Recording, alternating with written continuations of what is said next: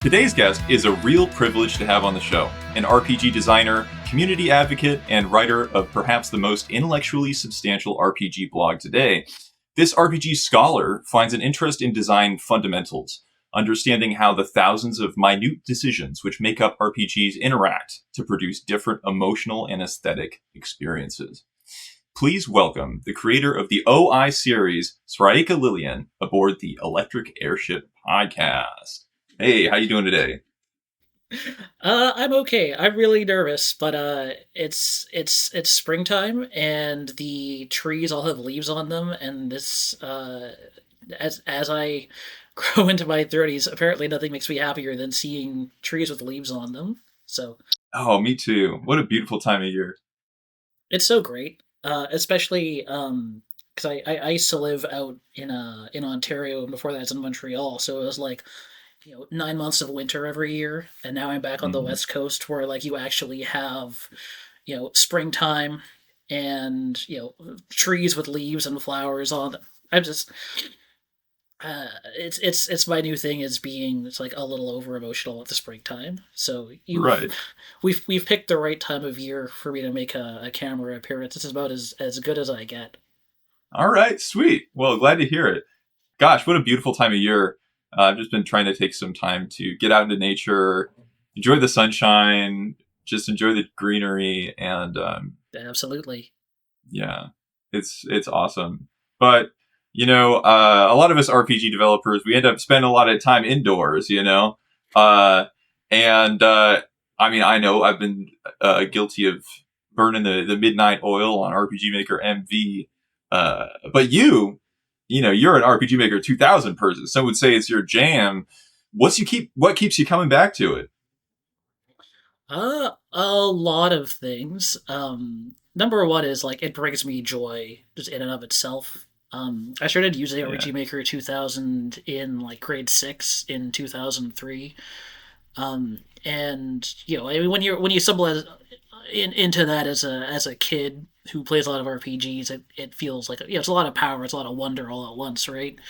Mhm. And some amount of that wonder has kind of stayed with the program for me like ever since. It's dropped off a little bit now that I've like actually made a few games in it, but for years and years after, like I would open the program, I would open the database window, and just like this like overwhelming sense of like possibility just like bursts off the screen for me, right? Um, and that because that's still like a fairly reliable way for me to get that feeling, I have just not let go of RPG Maker 2000. Um, Mhm. at this point, uh, I would I'm very familiar with it. It's become a very comfortable tool for me, maybe a little too comfortable.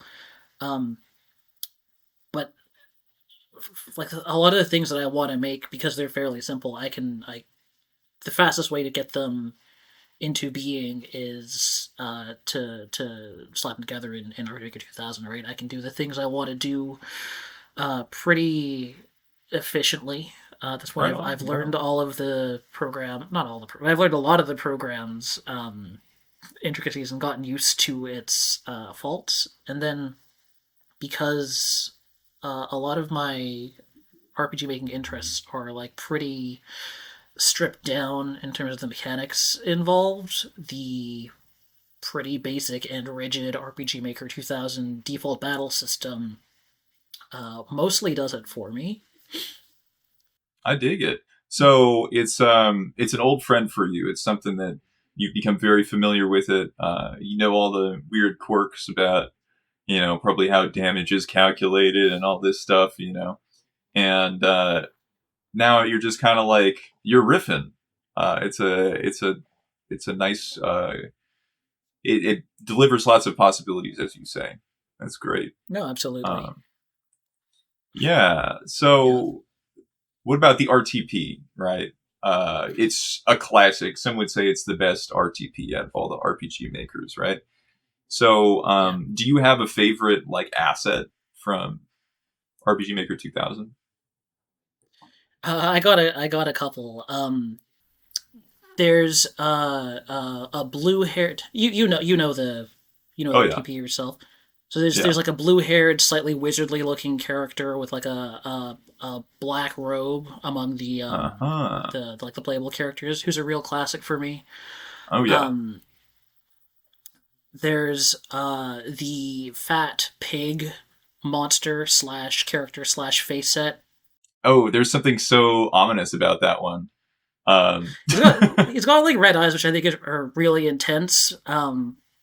But also like he's shirtless and he's wearing like an S&M harness and like big white like parachute pants. I don't know. I think he's hot. I think he's really cool. I'm always looking for excuses to put him into Good times. the party. Yeah. And then I'd be remiss if I didn't mention field4.midi, which I think is everyone's favorite MIDI from what's Oh, how does mostly that a one pretty go? How does that underwhelming. one go?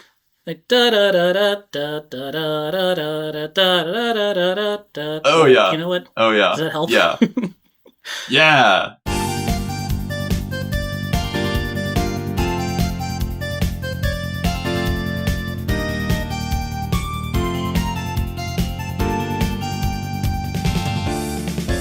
I think the midis for RPG Maker 2000 are mostly pretty weak, and I don't really kind of like mushy and flat feeling.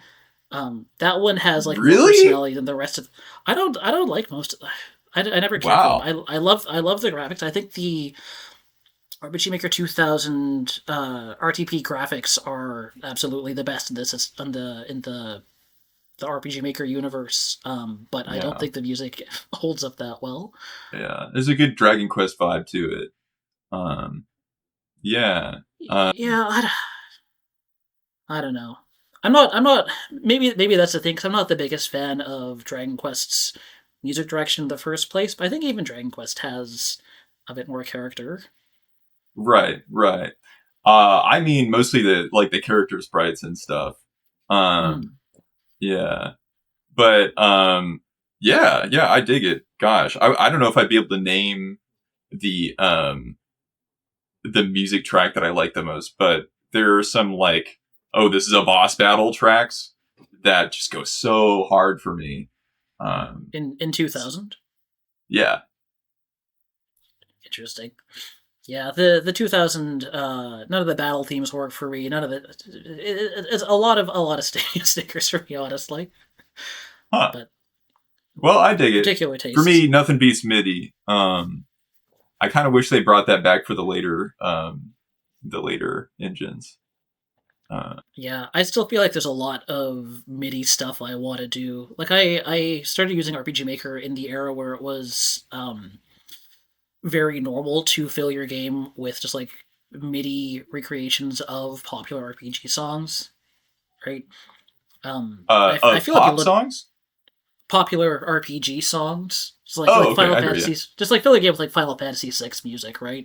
Yeah. Shamelessly, I feel like people don't do this anymore, or at least not as much. Or maybe I'm just not exposed to the the side of the RPG Maker community that is doing that.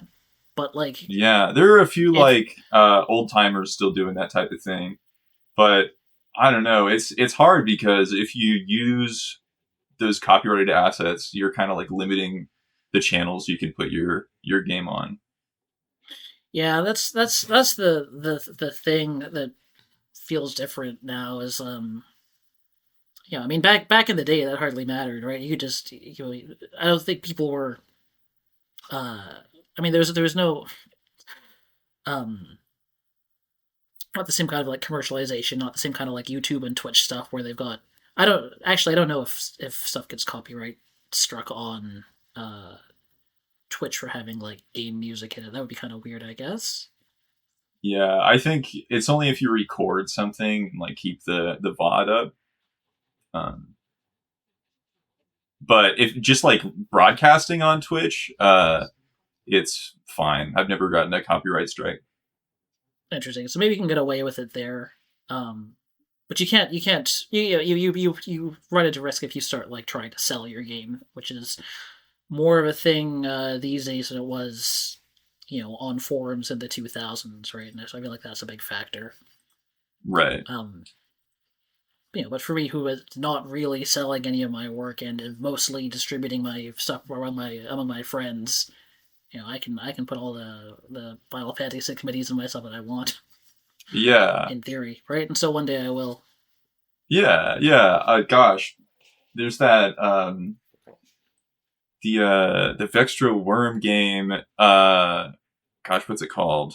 Oh, Prophecy. prophecy sectors. Yeah, I Yeah. guess I did there. Yeah, you used some Zelda music, and I was like, oh, that's kind of nice.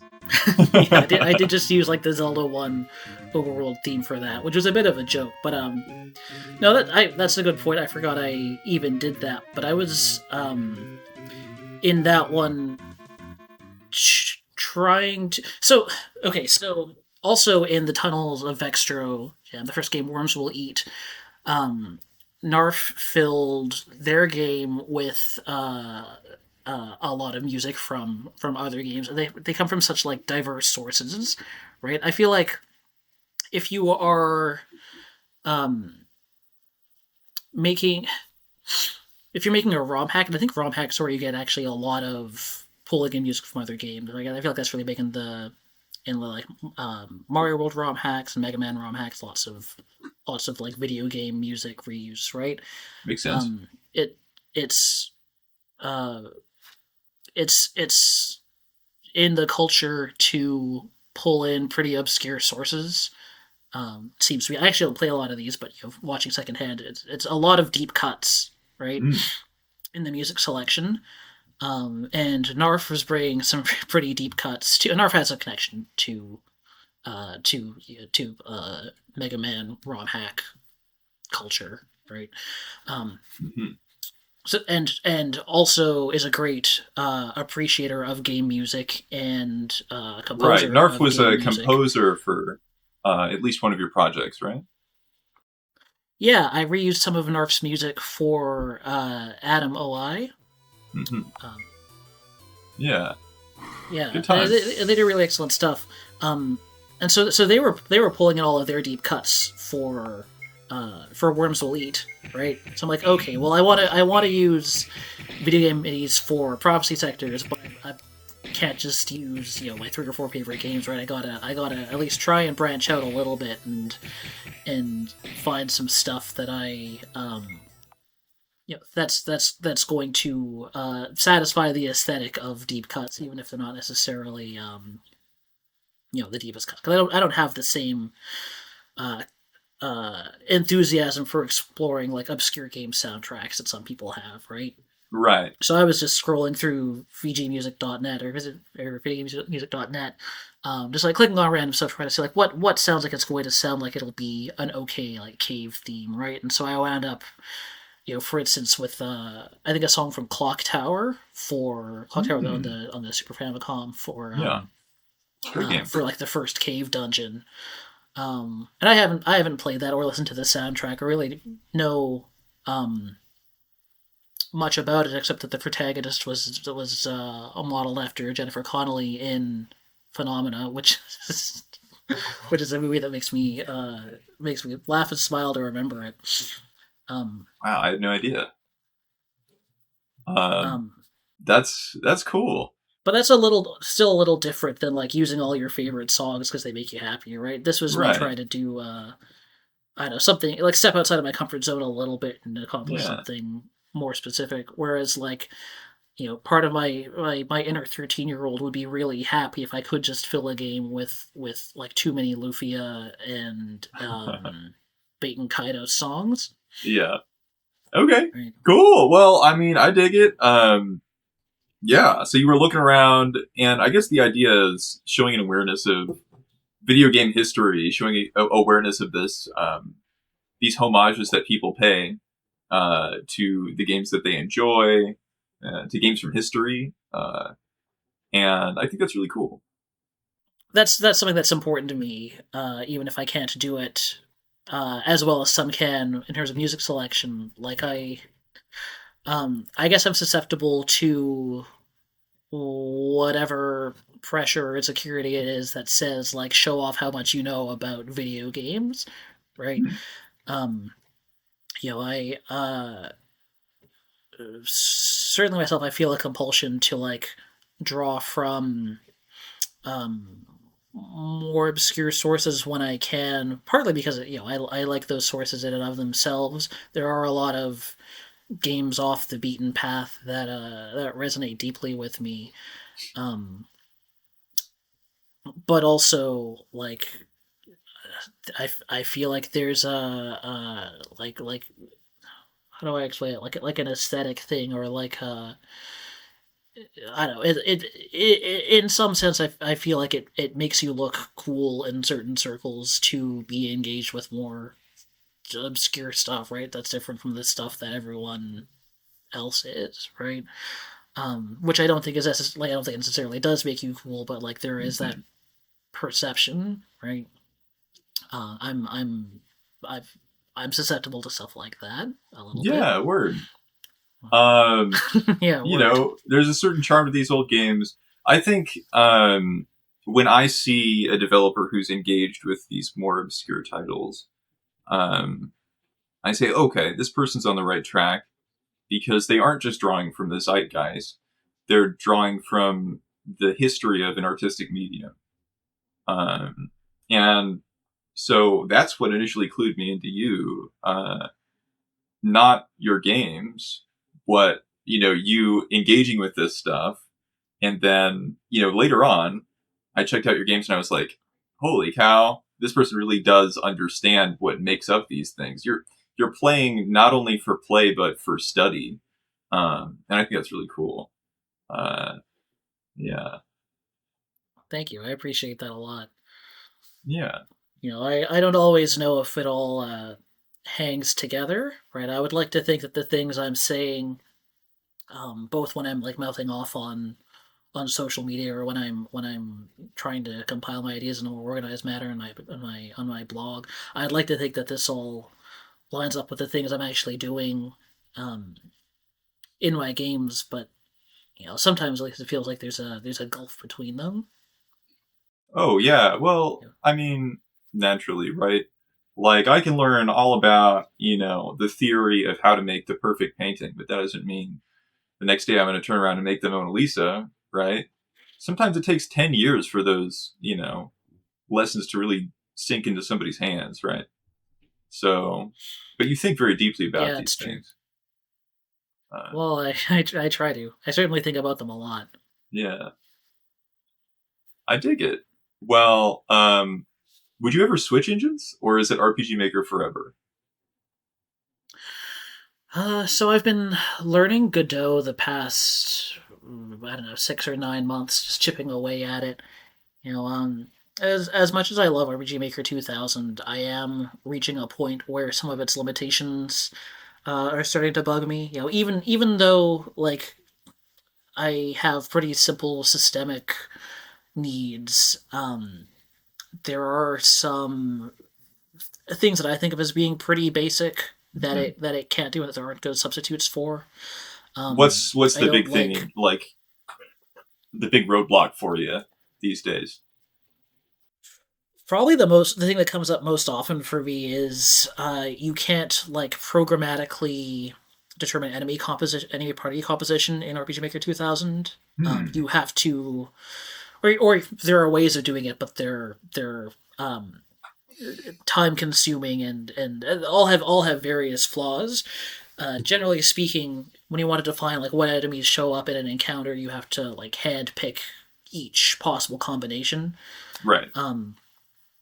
And that's fine for some games, but I think if you're fighting a lot of encounters, and especially random encounters, and especially if you're in a battle system where you pick um, all of your commands at the start of the round and then they play out Hmm. after you've completed selection, uh, you benefit from having a pretty high variety of different enemy parties to fight. Yeah. Yeah. That sort of troop variety does help a lot. Yeah. And you can kind of approximate this in Overwatch 2000 by just making a lot of like hand making a lot of different troops. But then like if you decide like, oh, at this I don't want this monster to show up, 40% of the time on the show, 20% of the time you have to then go through every one of your possibly dozens of possible troops and just like update them all automatically, right? Or manually. Yeah. So that's fascinating that's the sticking point for you. You want to go back and have an even more traditional design on your RPGs, and RPG Maker 2000 is just not cutting it. Gosh, that's interesting. Yeah, it's funny. There's actually like a lot of classic RPG stuff that RPG Maker 2000 can't do, right? Like as much as it is the most like classic Dragon Quest looking and styled of the RPG makers, like it's late enough in like RPG history that it's pretty Final Fantasy-ized, right? Like right. It takes for granted that your item cap is going to be 99 items in an inventory that's shared by the whole party, right? Mm-hmm. Which is a very different kind of item environment that you get in like early Dragon Quest, right? Word. Or stuff like enemy groups, the way that like early Dragon Quest and a lot of its imitators will, and wizardry and stuff will group up. If you've got 3 bats and 4 spiders, right, in your enemy party, like those bats are a group, and like certain spells will target that group, right?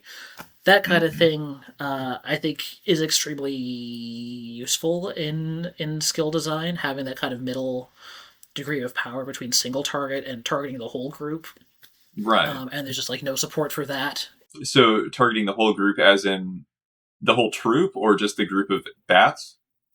Just the group of bats, right? Like, that's interesting. Yeah. Like in Dragon Quest, I don't know, 3, for instance, it'll give you, you'll get Blaze that hits one random enemy within a group, and then you'll get like Fireball that hits the whole group, and then some kind of explosion spell that hits every enemy at once, right? And that kind of 3-tiered targeting system, I think, like makes it a lot easier in some way. Or I guess I don't know this firsthand because I haven't had the luxury of designing with this available. But certainly when I'm doing skill design, I often wish that I had a middle ground between targets, like between single target and omni target. Right? Yeah. Huh. That's fascinating. That is not something that I've ever considered in designing an RPG. And that's why your perspective is so valuable, because you look very deeply at the fundamentals, just something as simple as being able to target a specific group of enemies actually makes a huge difference in your games. And that's awesome. Yeah, needless to say, you'd switch to Godot given the opportunity. Oh, yeah. So that's something I'm working on, kind of like, long-term project. I would like to be able to do a lot of the things I'm doing now in Godot, where I have more fine-grained control over stuff like how does enemy targeting work, or how are status ailments displayed, which is I actually think a lot of RPG designers have a lot of opinions about, but which probably everyone can agree RPG Maker 2000 solution is not sufficient. Right, so it ends up being pretty mundane stuff like that I want to be able to do. Yeah. Well, I dig it. Yeah. Goodness, what an interesting perspective. Hey guys, thanks so much for supporting the podcast. It means a lot that you're sticking through the podcast this far. If you like the sort of like old 40+ hour JRPGs that Sraëka here analyzes, then I bet you'll like our new game that we are publishing, Jimmy and the Pulsating Mass. So check it out.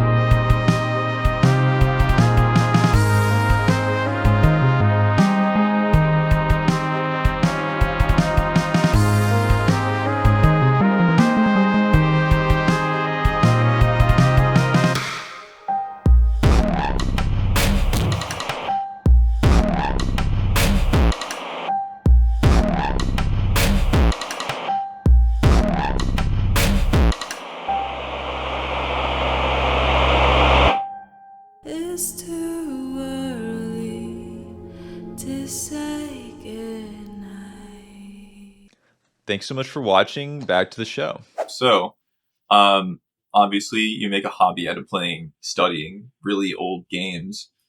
So you probably have an interesting answer. How did you get your start with gaming as a whole? But I think my answer is actually pretty standard in that, like, I had an older brother and a mother that both liked to play video games from the time that I was I don't know, the babyest of children, and I would watch them do it, and I'm like, wow, I want to do that too, right? And pretty quickly those games went up in my hand, so I played them, right? Yeah. Okay. Like standard stuff, but yeah. I think with me it was my sister was really into Secret of Mana, and so we started playing like co-op. That was the beginning of it for you. Like, it started with Secret of Mana. Yeah. Well, gosh, if I was like really to go back, I think so. I think it was Secret of Mana. I think all we had was a Super Nintendo and like an old like Windows 98 PC, and we'd also have these like PC Magazine demo discs. So like I'd play like those compilations of little indie games. Yeah. I had one of those too a little later on, and that was a lot of fun for me a certain period of time. Yeah. Do you remember your very first video game? I couldn't pin it down exactly, but I've got like a pool of games that were all in there around the same time. My brother's 10 years older than me, so he was pretty deep in the gaming hole by the time I came around, right? And so like I had access to like his NES collection from the get-go. And I have memories of like waking up before preschool when I was like, I don't know, 4, and playing Mario 3, Final Fantasy 1. I've got some memories of Dragon Quest 2, but like not getting anywhere. Like I would open the treasure chests at the beginning of the game and then go into the field and die because I didn't really get it. Right. Whereas I seem to do okay with Final Fantasy 1. My memories, I was able to figure out at least enough that I should grind up to level 2 and then go fight Garland, and I want to say that's what I did, but like that's pretty advanced for a 4-year-old, right? That's a lot of comprehension, and I don't know. Yeah. I don't know if that's an actual memory I have, or if that's like if I'm applying later, if later knowledge is bleeding back into my memory. Yeah, right? I've got a few things like that. 4 years old. Yeah, well, I mean, yeah, that first boss, it's not all that intense, right? You just kind of like grind up a little bit, and there you are, right? There's a lot to take in along the way, though, right? Like, I think even just to grind up to level 2, you have to have some understanding of like, oh, when your HP gets low, you should go to the inn and heal up, and you have to like distribute your attacks, because if you just attack, you'll end up swinging an empty air a whole lot in that game because there's no retargeting. Yeah, I guess there's a lot that I do take for granted in that stuff. Okay. Did I know how to buy and equip weapons when I was 4? I don't know. Right? Yeah. Because I also have a memory from the same time of playing Mario 3 and like getting the warp whistles and then using them to warp to like World 7, which I think requires you to both I know where 2 warp whistles are and then know how to get them and be able to pull those off. And I don't think I was that good at video games when I was 4. Right. So I think, I mean, childhood memories are always bleeding together, I think, right? I feel like all of my earliest memories, all of what I think of as my earliest memories, are probably actually from some years later. At least aspects of the memories are, and I've probably just like attributed. I've started projecting later memories back onto the early ones. Anyway, that's a whole subject we have to get. Yeah, totally. Yeah, it's hard to know like at what point you really learned how to, buy a sword and equip it. That's something that I definitely took for granted. And yeah, I don't know. Yeah, there was definitely a point where like I was using like game facts as a kid. to get Yeah, through. totally. Yeah, to get through games. And then at some point it became natural, right? But yeah, those earlier games didn't really have a tutorial or something to spell it out. Um, No, yeah, you were on your own a lot. And I had an older brother I could watch and imitate, so like maybe that got me there. that makes sense. But like who the fuck knows? Yeah. So, do those experiences with these early games still inspire you today?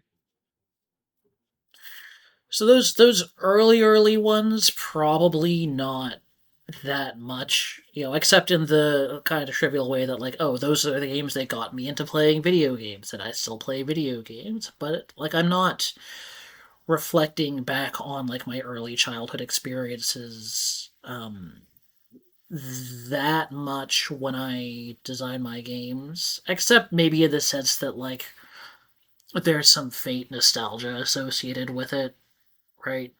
I probably most hobbyist RPG Maker devs, especially those who started like around the age that I did, are channeling some feelings of like some memories of how mysterious and exciting RPGs were when you first experienced Right. them as a kid. It's just not really as conscious anymore. It's more formative. You know, it's so deep under layers and layers of inspiration that we don't really even think about it. Yeah, it's a very like backgrounded type of influence. Whereas I think like yes, Final Fantasy One, Dragon Quest Two, I played those in my early years. They are big influences on me now, but mostly because of my more recent experiences with them, not because of the really early childhood ones. Right. That makes sense. Um, so you say that you've kind of returned to them retroactively. Has your relationship changed to them over the years? Yeah, it has. I mean, I'd say it's in some ways it's changing constantly, but I think it's gotten a Right. lot more concrete, especially the past couple of years. In like 2020, I started playing a lot of retro RPG, like a lot of NES RPGs specifically. And so I finally went through the NES Final Fantasies in earnest and the NES Dragon Quests in earnest, and I'd played through Final Fantasy One and NES. I'd finally played through it all the way when I was in like grade 7 or something. But like you know, it, even at that point in time, something about that experience remained really abstract, right? Like I wasn't making a lot of um like judgments about the experience I was having. I wasn't like deeply attuned to what was going on. I was kind of just going through the emotions and having and like, oh, I'm playing an RPG. I'm playing that RPG. How nice that I'm playing that RPG um that I played when I was a little kid and that my brother was Mhm. always like such a big fan of and stuff, right? It wasn't until adult life that I uh played through with any like close awareness or anything resembling close awareness of what was going on for me while I played them, right? And now Right. the things that inspire me about Final Fantasy One are not like, oh, it's got this childhood resonance to it. It's like, oh, you like the potions are really so you have to buy 99 of them and just like drink them constantly to survive, and that's a Mhm. very different relationship to items than like Dragon Quest One has, for instance, Mhm. right? Or even a kind of a different one than like later Final Fantasies have, where you still buy 99 potions, but they're a lot stronger, Right. right? I Yeah. think my relationship to these games is in a lot of cases less emotional than when I was younger, right? I don't think I get absorbed in them in that kind of like I'm mostly not like just vibing when I play these games now, right? Right. You're really consciously thinking about their systems, how the numbers interact. It's become a pretty like academic exercise for me. Not that there's not also like great passion for it. I mean, these I love the hell out of them. They bring me a lot of joy, but like that the shape of that joy is like kind of analytical. Yeah. So tell me more about this. When you're sitting down and you're playing one of these games, you've got your notepad naturally, as anybody would. But what kind of thing do you like? Write down specific notes about the the aspects of the design you enjoy, or how are you picking it apart academically? Here's where I wish I had a more, I don't know, systematic answer. Like I'm not I I wish I was a big note taker. You know, I've got friends I respect a lot who will play a game, who will actually like play with the pen and pad handy and combat and everything. I'm unfortunately lazy and undisciplined in a lot of ways. And so most of my like note taking is like if something, you know, excites me enough that I think other people should hear about it, I'll like tweet about it, right? Right. Um, Oh, cool. So you notice something cool, then you tweet about it. well, yeah, I want the attention for it, right? Right. I want Naturally. my friends to see, you know, how smart and cool I am for noticing these things. Um, Yeah, maybe that's smarter than just, writing something in a notebook, because then you're actually getting like an immediate reward for it, right? In many ways, a yeah, more the rewards are sustainable important. behavior. Yeah. You got to do what works for you, right? Like Yeah. I certainly am prone to thinking it would be more ideal if I wrote stuff down in pen and paper. You know, I have an image in my head of what like a successful, responsible, intellectual type of person looks like, and it's someone who takes notes in a way that I have never really been prone to, right? So it's easy for me to think like, oh yeah, I should be doing this. I should be more thorough. I should be producing more. I should have like books and books full of like my little RPG thoughts. And but that's not. If that's not how you work, then you probably shouldn't force it. Word. Yeah. Is my optimist? I mean, that's what I think right now. Maybe it's a little optimistic, but like you gotta do what works for you. And if incorporating the Skinner box of social media into my into my what into my intellectual intellectual process is what does it, then I guess I might as well roll with it. Yeah. I mean, the proof is in the pudding. You've got some great ideas.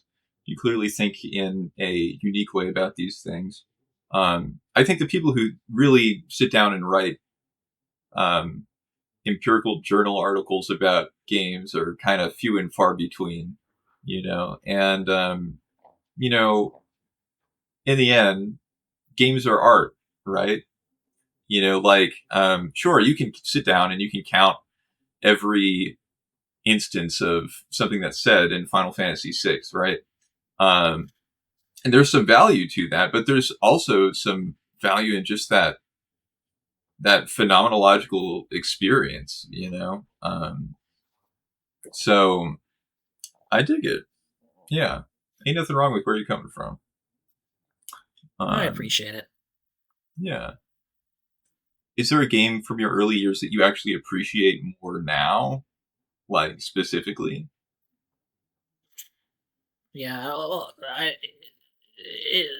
like trivially, I would say like you know all of them, right? Anything I have replayed since childhood, uh, I'm naturally going to appreciate more because I have so much more like capacity to appreciate things that I did when I was 4 or 8 or whatever. Um, two answers come to mind. First is Luffy and the Fortress of Doom, which is a game I played the hell out of when I was in like second and third grade. Like one of those games uh, that I would just play over and over again when I was small and had the free time for it, and not the whole way through because I couldn't figure out how to get past the three orb section around the like first act. Right? Have you played Lufia 1? No, I have not. Well, uh, uh, I ought to, I guess. I think it's great. It's the less beloved of the two Super Nintendo Lufias. But it's a game that I played a lot as a kid, mostly because it was there. Right, I Mhm. had a handful of Super Nintendo RPGs. That was one of them, and I could understand it. So I would just keep playing it. Right. Um, and then I returned to it as an adult. and like so many other games had like a new appreciation for what it was doing, with stuff like it has a very particular turn order system, where character turns are separated. You don't input all your commands at the start of the round like you do in Dragon Quest. Everyone's kind of got their own timer. When they come up, you pick an action for them, and that's not Right. so Okay. unusual.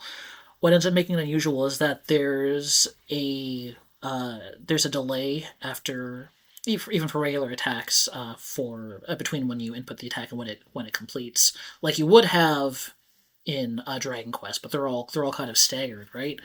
Mm-hmm.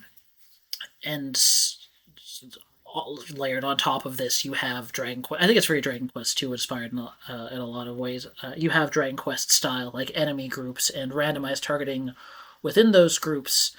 So you have a lot of mental calculus to make around, how are these attacks going to get distributed within the group? Who's going to be alive when this attack actually hits? If I let's try to predict what order things play out in. And the value of this for me is it's a system where really organically you wind up with a lot of variety in how like the same fight can play out in different ways, right? Right, because this speed all of a sudden is way more of a factor. Yes, a lot of the stuff is really like it operates on the level of intuition, because you don't know. You kind of have to get a feel for how fast like different attacks are going to come out. It's different for like different spells and different characters, but there's no like numerical guidance, right? They don't they don't tell you that this spell has a long charge time. This time has this spell has a short charge time. Right. You get a feel for just by like casting these things. Yeah. Again and again over the course of dozens of battles, right? Yeah. Okay. I can see some of that influence in your games for sure. Like just this morning I was playing Atom OI, and there are certain moves where once you get a sense for their timer, you can completely negate them. But you have to like there's a little bit of an intuition to learning how to negate them. This is first off, I'm glad it played out that way for you. Yeah, it's very reassuring. Yeah. And this is something I keep coming back to in both my creative work and my critical work, is this this idea of like developing combat as a side of like developing intuition for how things work by repeated action. So like if I can ramble for a little bit here, please. Let's see if I can stumble my way through this idea. I played a lot of Final Fantasy Tactics Advance in my teenage years, and for a long time, I would say that was my favorite game. And that's a game that like many tactical RPGs, exposes a lot of its math to the player, right? Before you make an attack, it tells you what the percentage chance of success is, and if you don't like the chances, you don't have to commit to it. You can go do something else, right? And there's been a school of thought among RPG designers. I say this like in a very casual, like it's not like there's one place where all the RPG designers are hanging out and trading ideas. I think stuff's really like widely distributed, but like I keep seeing in different places and across different time periods people being like, "Oh, it sucks when you don't know if this is going to work or not. Therefore, we should make it very clear in advance what your odds are." Mm-hmm. Right? There's a current that says let's give players concrete math to work with. Yeah, let's give them all the visual indicators possible. Yeah. But you like to sort of look at this alternative space of like, gosh, even in that new Vextro game, like you don't even tell people what your skills do. I think it's for me and my idiosyncratic tastes, I think it's more fun to figure stuff out on your own by experimenting over the course of many battles, right? And I think, Yeah. in prophecy sectors, I try and go easy on the players a little bit. There's books you can find that'll tell you what skills do, but there's still some experimentation to do. Um, that's not a game with like a particularly high volume of fights, so you can't depend on just experimentation. Or I didn't want to depend on experimentation to get players, or I wanted them to have some help there. But in other contexts, like I am very excited about the idea of like I will figure out, which of my status ailment spells are good by, or in what contexts they're good by having a lot of fights to try them out against, right? Mm-hmm. Which is, I think, an unpopular perspective, and not for no reason, right? Like I think it is very easy to cast a status ailment, to use a status ailment ability in an RPG a couple times, find out that it misses every time you use it, and be like, okay, well, this isn't worth using, right?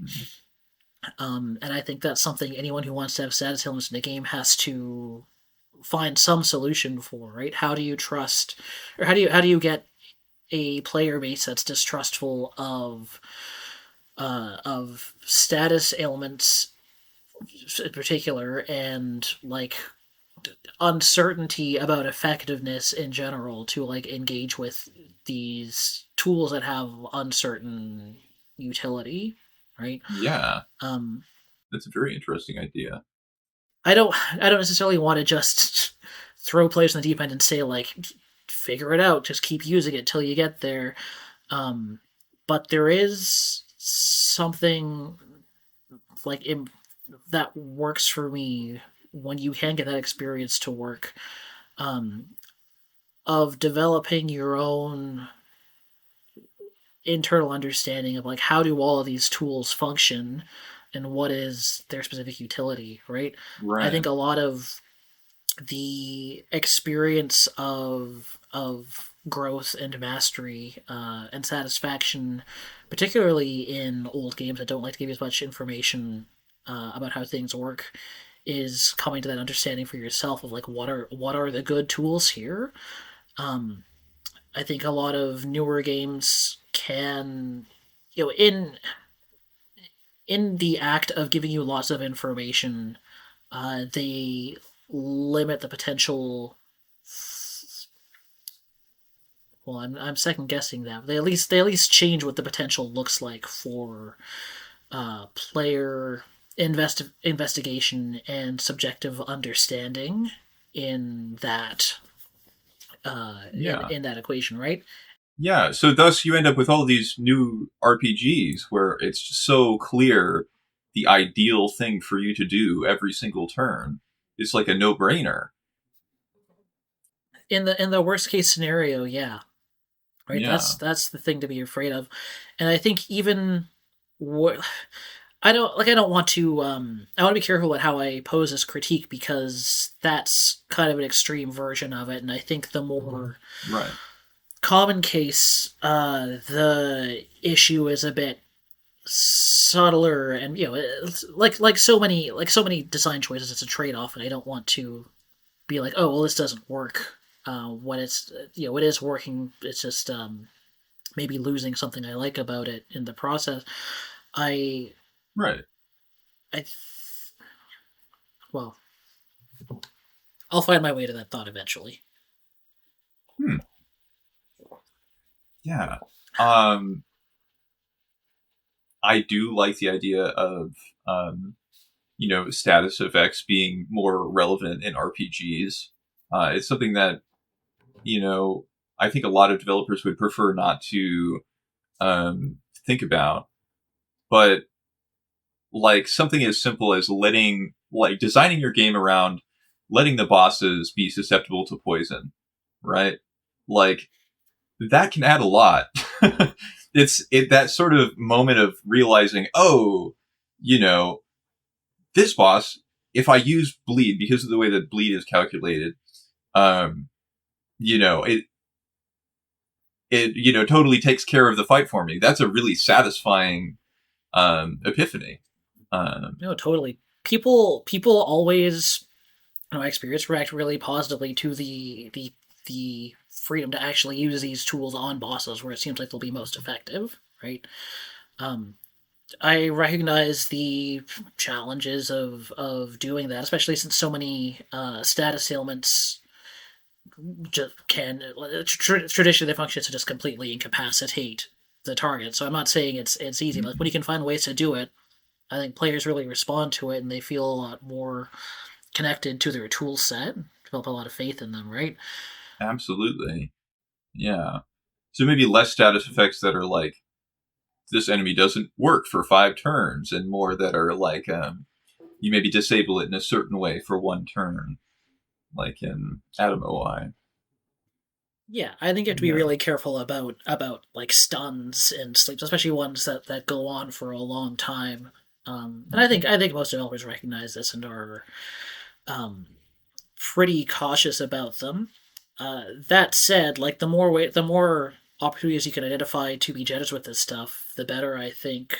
Do you know the game Venitura by Aveyond? Oh, yeah, I've seen lots of screenshots, but I haven't actually played it yet.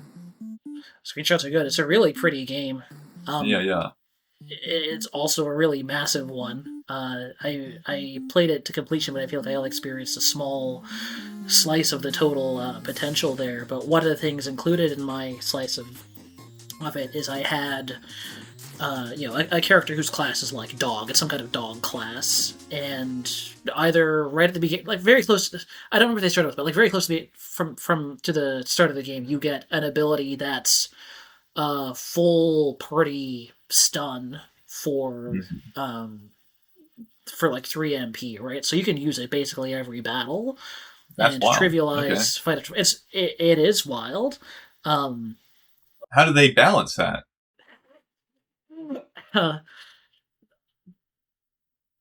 Slowly. I think for the first 2 chapters of the game, it kind of worked on everything, and I could dominate random encounters, and that's probably about the length of time that it's actually fun to do that. And after that, the success rate against enemies started dropping off slowly to the point where it was then an unreliable strategy and then not worth trying at all by the end of the game. And that's a game that I want to say has like 20 different status ailments in it, including a lot of different versions of stuns. And I think my suspicion, and I would like to believe this is true because it's a very interesting vision to me, is that a party with a lot of different types of stuns will keep finding stuns that work in different situations, but you will have to experiment with them to see what works, right? It becomes a thing that power is still available to you, but the knowledge barrier for it goes up. So now you have to try out different things on different enemies, and you'll find what works over the process of many battles, which that game has. Great environment for experimenting with status ailments over and over again and finding out what works. Yeah, I dig it. So particularly in these varied enemy troops that are, quite repetitive in a random encounter format, like if you give people these different types of stuns, they'll naturally sort of like they'll condition themselves into learning to use them in the correct scenarios. Is that what you're saying? I mean, hopefully, there's getting people to use status ailments is a multi-step process, right? And I think having lots of opportunities to experiment is one of the conditions, and that's one that Venitura, along with a lot of other games that have long dungeons and high encounter rates, managed to satisfy. Right. Okay. But that's lots not of opportunities. I like that. Not sufficient on its own. Of course, sure, you need to prompt them. You need to have like, if they are so used to just being like attack, oh, it hits, it makes fun noise, I win, right? Like, that's a hard behavior to to have them kick, right? I think, uh, yeah, it's important that, the status effects, things like this, have a similar type of reinforcement, or, and definitely at the beginning, an opportunity where it's like, this is like maybe the only thing that you can do, right? Or, you know what I mean? Like, Yeah, if you put these tools front and center, and you make them very effective when you first have access to them, it'll go a long way to help toward building faith in those tools, right? mhm. Generally speaking, I think players follow the path of least resistance, which is not a knock against anyone. I think it's very much my own habit, and I'm extrapolating from that. If I have tools that get the job done for me, and I'm not frustrated with how fast or effective. If it feels like it's generally working for me, I'm going to keep doing it, right? Yeah. I'll experiment to some degree because I personally am curious about like, oh, what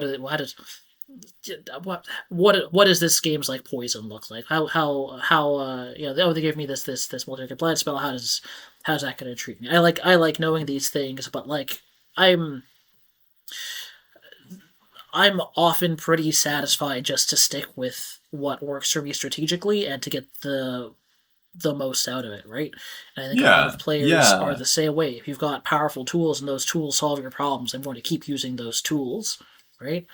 And the job of the combat designer, level designer, in my view, is to recognize players are going to keep doing what works as long as it continues to work, and come Mhm. up with reasons for these habits to not work every time, right?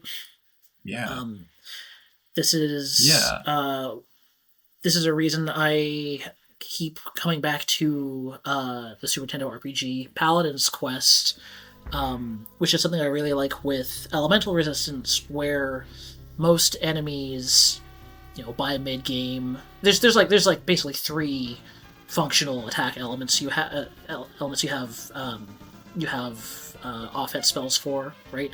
And by mid game, um, most enemies will resist one or two of them, and so your best spells, your strong fire spell of your main character is really it's fairly strong, but it's not strong against everything, right? You learn Mhm. the contexts in which it's most effective, um, which is a little Yeah. different from how you usually see elemental damage done, right? At least the Final Fantasy model, you know, of course, sometimes includes enemies who are resistant or immune or absorbent, but a lot of the time, the idea is like, oh, these elements are here, so that I can recognize exploit patterns and deal like bonus damage against things, right? Mhm. Um, I guess one of the other things you can be doing with elements is to, you know, by making a powerful tool elemental, you open up the possibility of deploying elemental resistance as a reason why that good tool can't be used to solve every problem, right? Right. So that's just sort of like a technique that many people can use to deepen their combat system. Yeah. Yeah. I like the idea of making certain attacks ineffective. The idea of maybe tying attacks to a resource so that every once in a while you're going to have to take a turn to do something to get your resource back, right? Um, that also sort of like mixes things up as well. Um, Yeah, exactly. The the key thing it always seems to me is just don't let the same solution solve every problem, right? mm, Um, I often think RPGs don't even necessarily need to be deeply strategic to be satisfying. I of course greatly enjoy moments where like I do get to exploit all of my knowledge and use my tools to their fullest. But I think a lot of the time, like the difference between a tedious and boring experience and one that's basically satisfying is just the basic step of getting players to think about what they're doing, right? Putting Mm-hmm. one small roadblock in the way of the path of least resistance will at least get players thinking like, okay, what is something else I can do here? And as long as you're engaged with, as long as you're not taking your choices for granted, as long as you're just putting in like a little bit of thought, I Yeah. tend my to find that my attention lasts a lot longer. Mm-hmm. Yeah, friction makes the experience for sure. That's why it gets me so frustrated. Like, gosh, I don't know if you've ever played like Diablo or the new Diablo games. I played 3 like 10 years ago. Yeah, That's right, about right, it. right. So the community is very vocal about what seems to be just the most satisfying things. They're like, we want more of this rare drop. We want it to be easier to level up my character. We want it to be blah, blah, blah, blah, blah, right? And then the developers turn around and do it. And it frustrates me deeply because that friction is part of what makes the experience good. Um, yeah, Are the players my ever goodness. satisfied by this? Like, do you find that they are now happy that it's easier to get this rare drop? I think players naturally like to be heard, but it's a balancing act on the part of the developer to be like, yes, I listen to gameplay feedback, and also I'm a competent designer, right? Mm-hmm.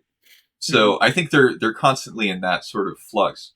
Um, yeah, gosh, but yeah, I totally agree with you. I'm conscious of the threat of like, if I always got what I wanted out of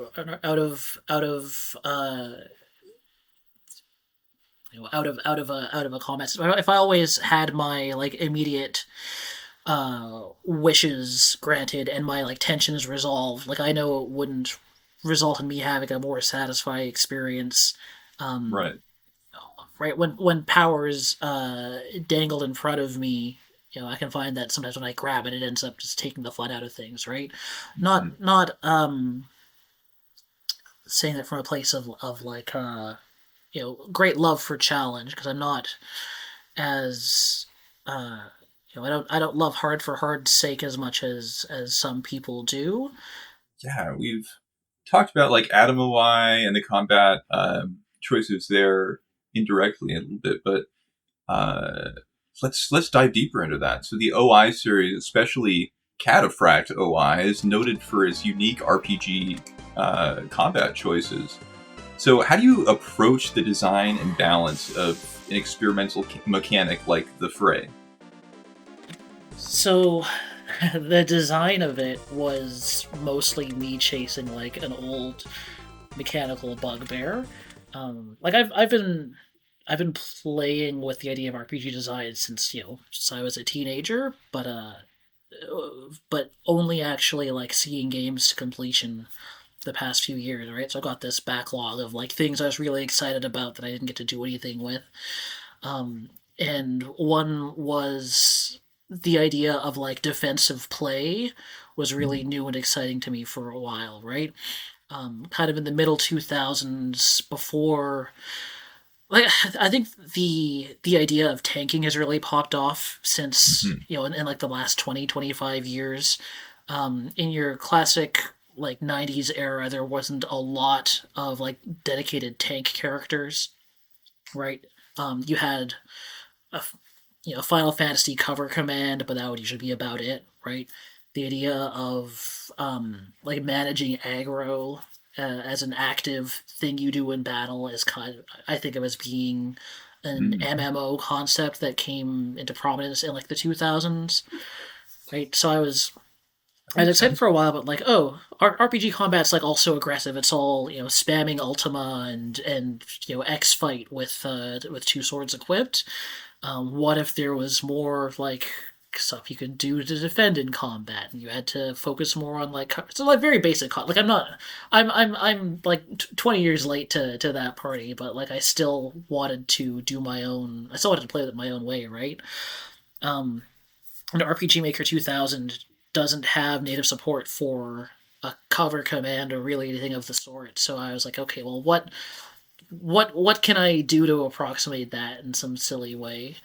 And so the fray came about as a way of creating the conditions for a move to be possible that you use on an ally to protect them, right? And this is Warji's escort command, which you use. I think it's called escort in the final version of the game, which you can use on an ally who is in the fray to take them out of the fray, so they're not vulnerable to damage anymore, right? Right. Which is kind of like covering them, not exactly, but it's pretty close, right? And so I liked that feeling. I liked the feeling of like, oh, this guy's looking out for the other guy, and it's recognizing when someone is vulnerable and responding to that versus when it's safe to focus on offense, right? Right. Yeah, there's like a sort of narrative to that, like these characters are all of a sudden interacting on a slightly deeper level than if they were just all attacking. Yeah. Yeah, and the whole party dynamic grew out of that. The whole character element of the story grew from those interactions, right? Yeah. So it's really just liking this one feeling and extrapolating from there. Yeah. Yeah, for sure. That's fascinating stuff. So yeah, with this kind of unique and experimental vision, I just naturally get inspired. It's rare to see somebody with such unabashed passion for overlooked RPG mechanics. So considering this, how do you tell when playtest feedback, for example, with the Fray, is useful? I think it depends a lot on the type of game you're trying to make. I have the advantage of being entirely non-commercial, so I don't have to worry about alienating players in the same way. If I like something and no one else does, it is more viable for me to go with it than it is for a lot of other developers who have, you're trying to sell copies and stuff, right? So I'm probably have a different approach to this than some other folks do. I have I have the luxury of being able to like be attached to my vision, and be like, oh, this person, maybe they didn't like this thing, but if I changed it, it would take me farther away from like what I want out of this as a creative exercise. So I don't have to uh, consider it in the same way, right? Not to say that I'm like dismissive of anything. I think if anyone says anything critical of my work in the feedback process, it's my curse to consider it Right. seriously, whether I agree with it or not. Yeah, but you don't then extrapolate it. You don't necessarily say like, "Oh, this person likes it, therefore there is something fundamentally wrong about this experience." Uh, I usually don't think like that. Yeah. yeah, that's good. Right. So Um, I try to have confidence in my own vision.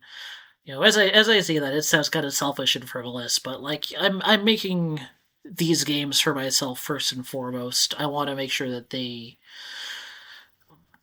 are expressing the things I want to express, and that can mean being a little alienating or hostile to the player sometimes, right? Especially in Cataphract OI, which is a game where it's really easy for situations to get a little out of control and for characters to die unexpectedly, and you might not be able to even to do anything about it, right? Which is a source of frustration. I think a lot of a handful of testers, and for me, like I think I had between 3 and 5 people play the game before I released, which is not very much, right? right. But when you expect your audience to mostly be like your immediate friends, you you can get kind of nervous about spoiling it to any people before you release it, right? Which is something I'm trying to Right. get over. Okay.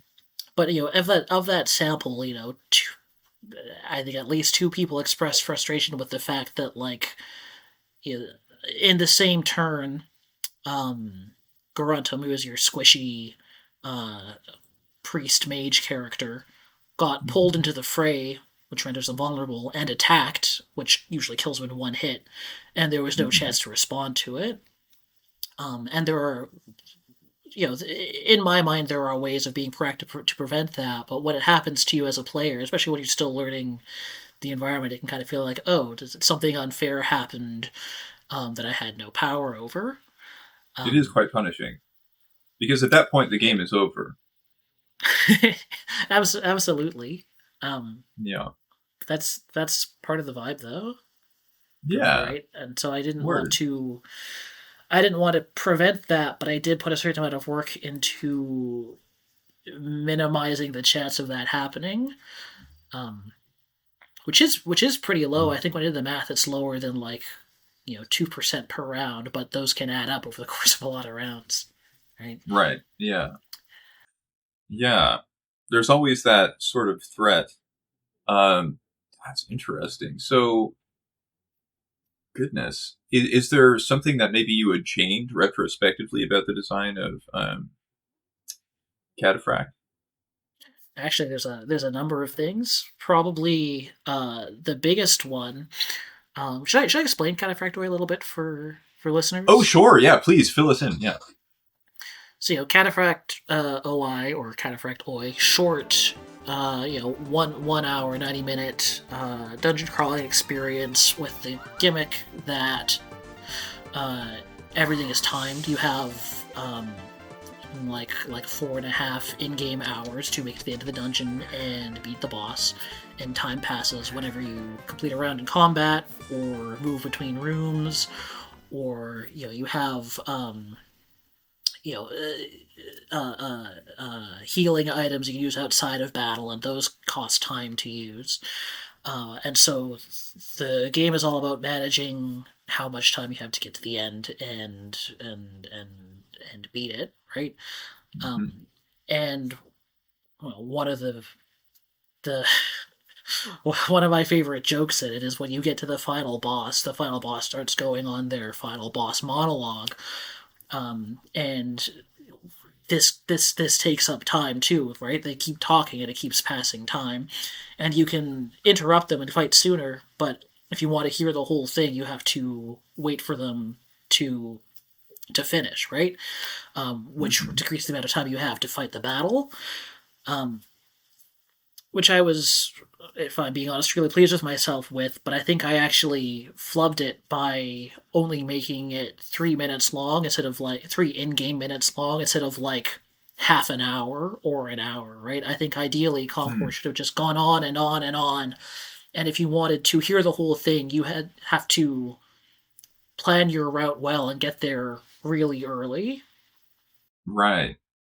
Oh, and then it would be very rewarding. There's a replay value added. Yeah. Yeah. As it stands, it's not actually a significant gameplay factor. This speech, right? I don't think I've fully delivered on that promise. So I actually regularly think oh, I should do a little Cataphract OI update. I'm not generally into messing with a game that's already been released, but I think it would be worth it for my own satisfaction to just write an extra long villain speech and plop it into the game and put that out. Huh. Yeah, that sounds really cool. Yeah. And there's a couple smaller things I don't think the variety of the fights is very good. I think there's a lot of very similar fights that you might have to end up fighting multiple times in a single playthrough, and yeah, lots of skeletons, right? And when you fight 4 skeletons the second time, it's well, I'm not going to do anything different than I did the first time, right? Right. The initial conditions of battle. It is surprisingly dynamic, though. The conditions, your party change. What if now this person has less HP, and I don't know, this person is in the fray all of a sudden. The fray, I think, is what adds the most dynamism to the system. I think, And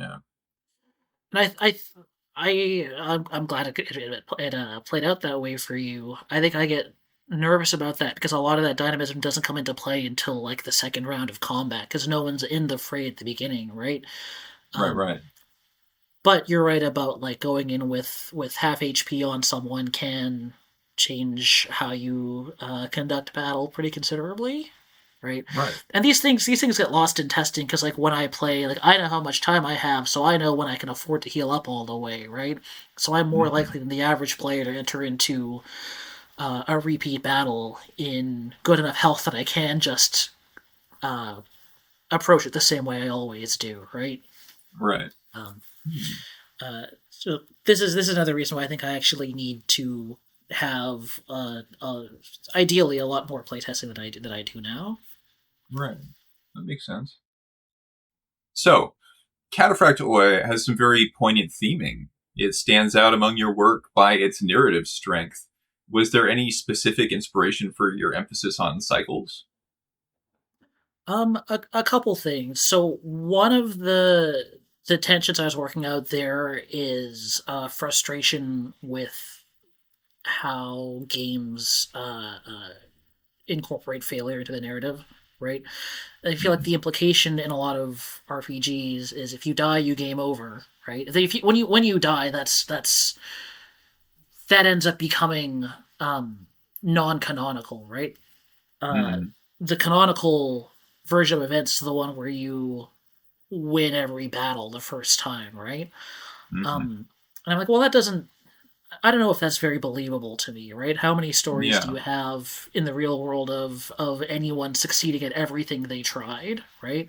Yeah. Um, and these a device like this you can hand wave away probably most of the time as like every genre has its suspension of disbelief things, right? You just accept that's part of the price of admission for this type of storytelling.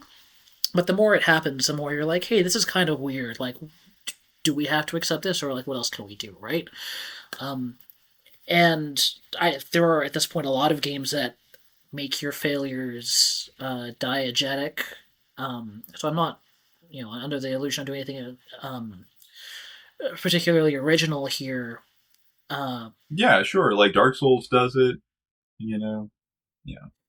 I I mean, see even the answer. even I guess even like Dragon Quest does it because you are mysteriously return to town afterward and keep going, get to try again with less goals, right? Mhm. Um, but I guess I found for my own comfort I was a little happier if I once I start writing a story, I start putting all these expectations on myself, right? Which is why I try not to write too many stories.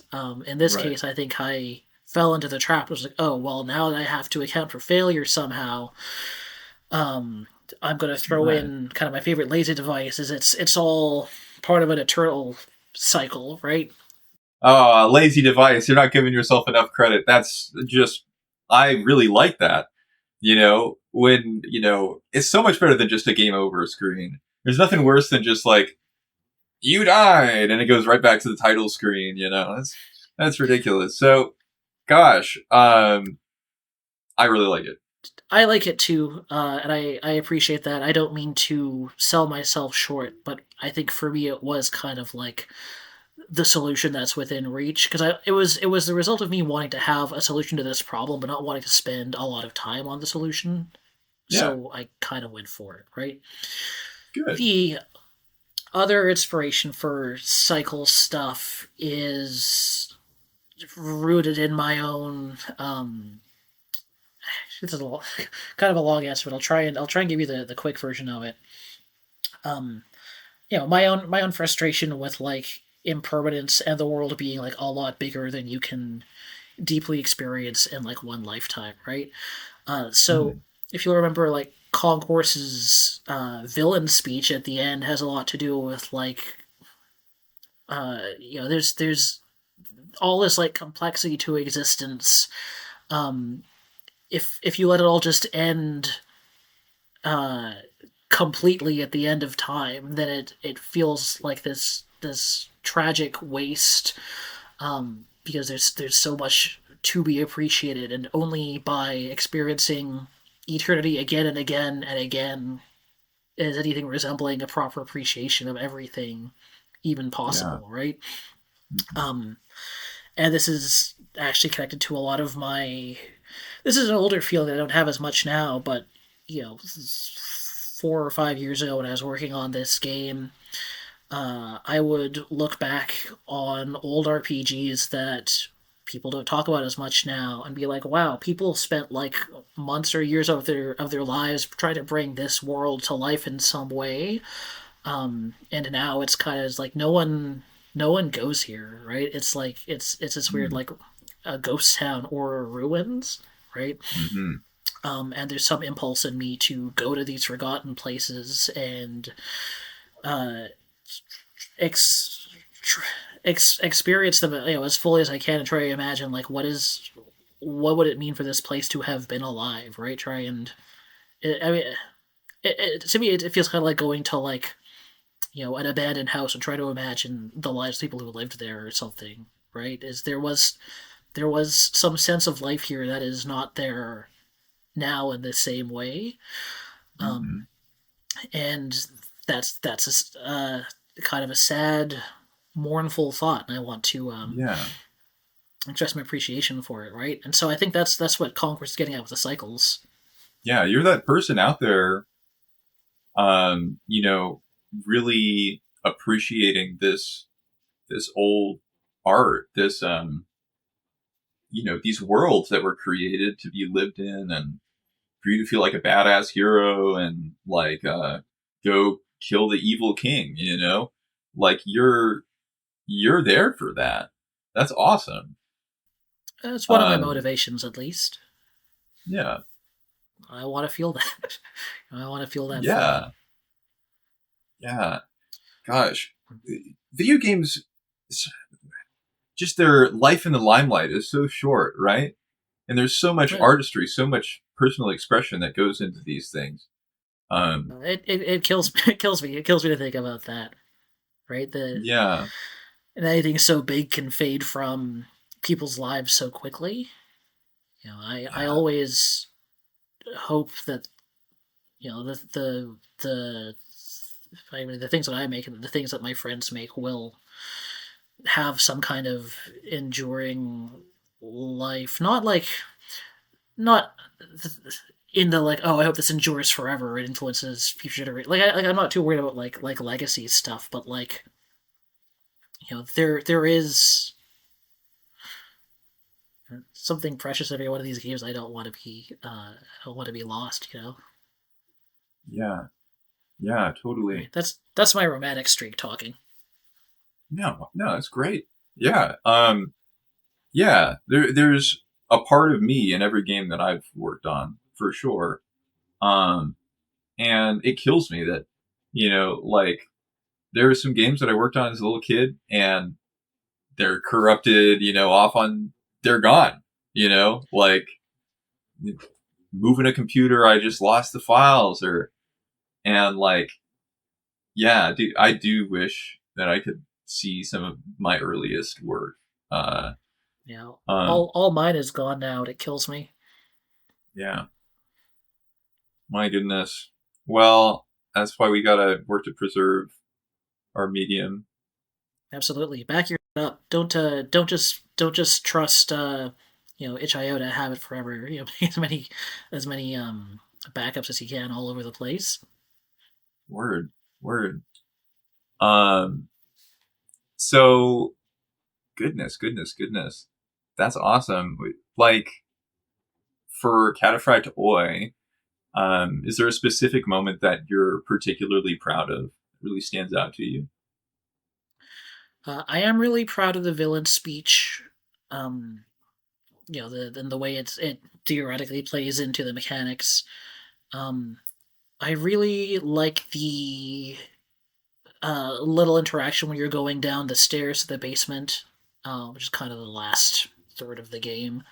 And Gruntum, the squishy caster who you're escorting, kind of like lags behind, and um, the bodyguard character goes up and connects with them for a moment. And this is all who haven't played it. Like there's no like dialogue between the characters in this game. It's all just it's all just sprites moving around and you reading into what their various standing in different places or turning in different directions means.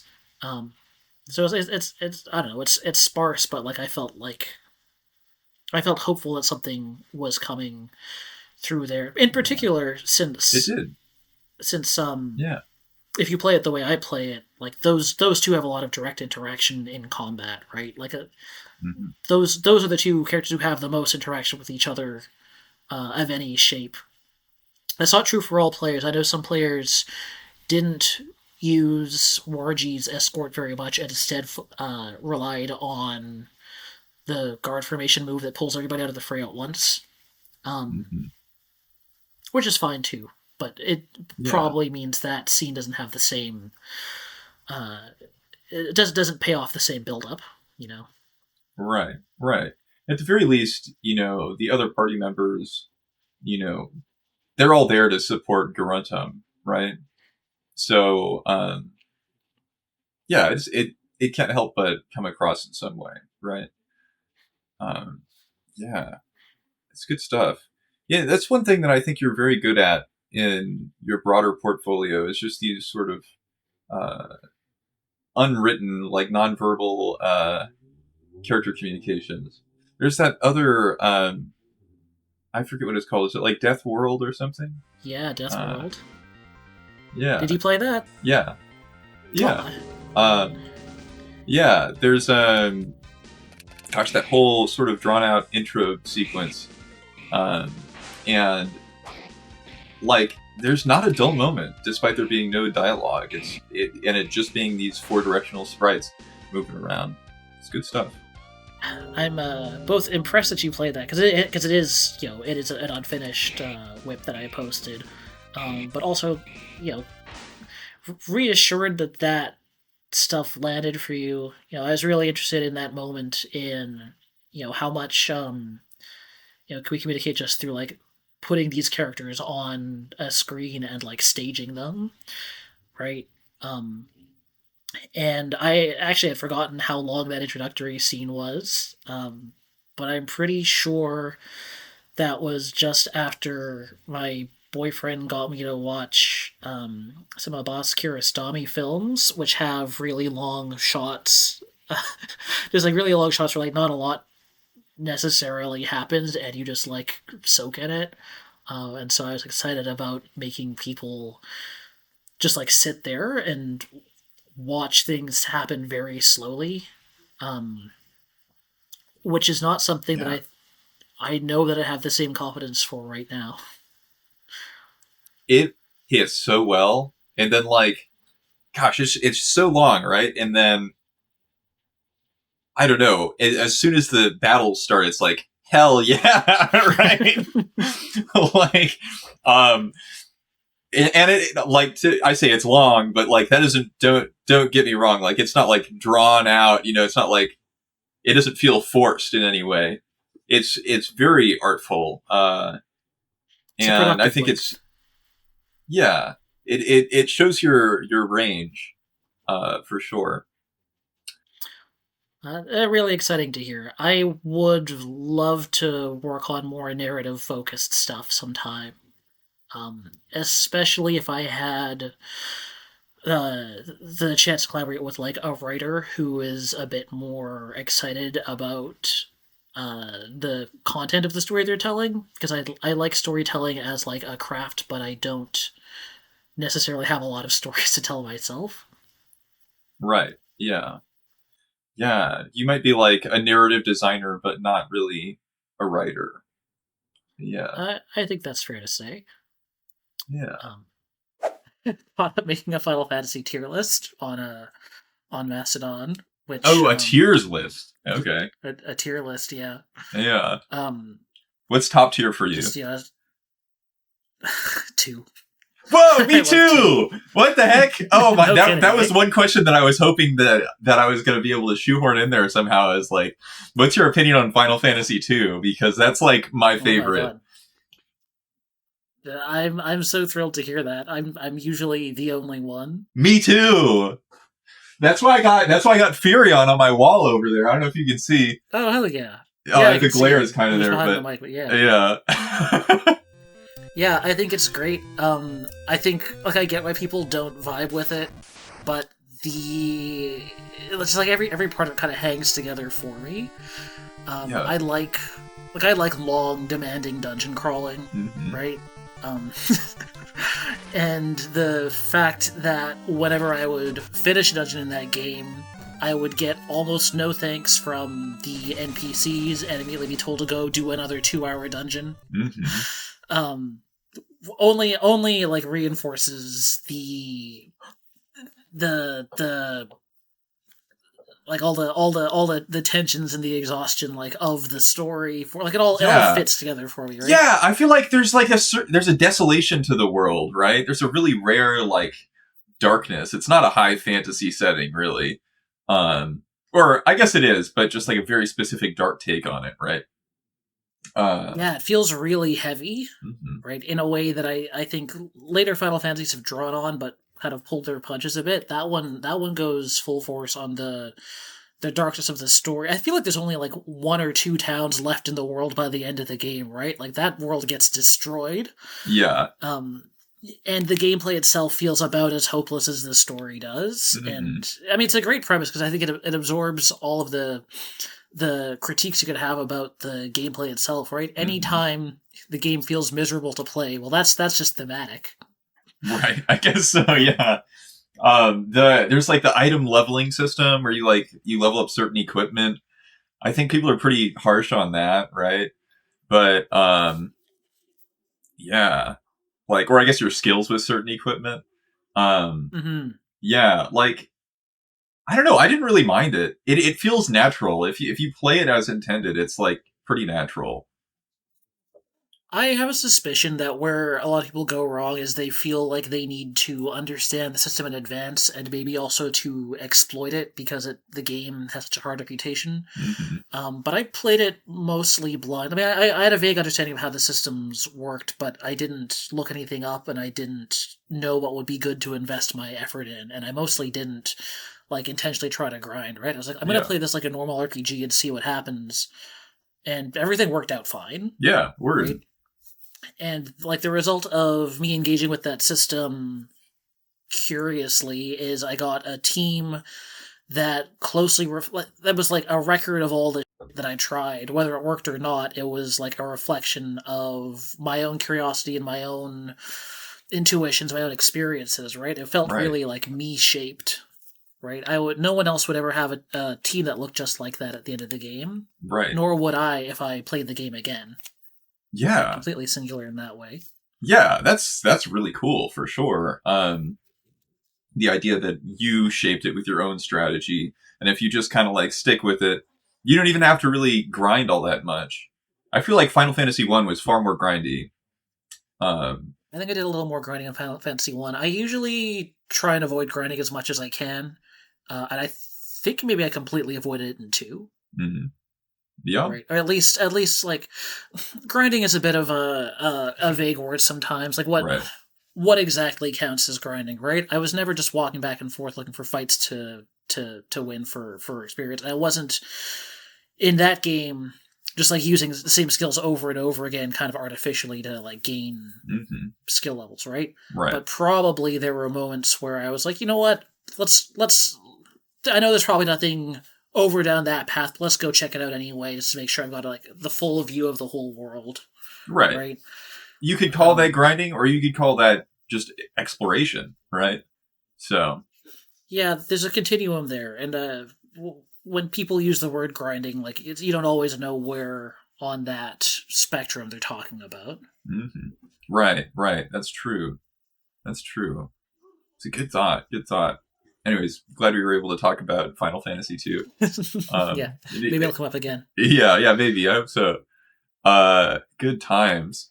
Well, I guess you've always been big on community, contributing to things like Tunnels of Vextro anthology, and even organizing a group Seventh Saga playthrough. Um, has any of this community involvement influenced your approach to game dev? I don't know that it's influenced as a matter of like game design or anything, but it's always in the picture for me in the sense that like whether I'm like um playing games or making games, I feel like there's almost only a point to it if I'm doing it with other people in some way, right? I end up playing a lot of games on my own because I like fairly obscure or like hostile old games that I can't convince a lot of people to play with me.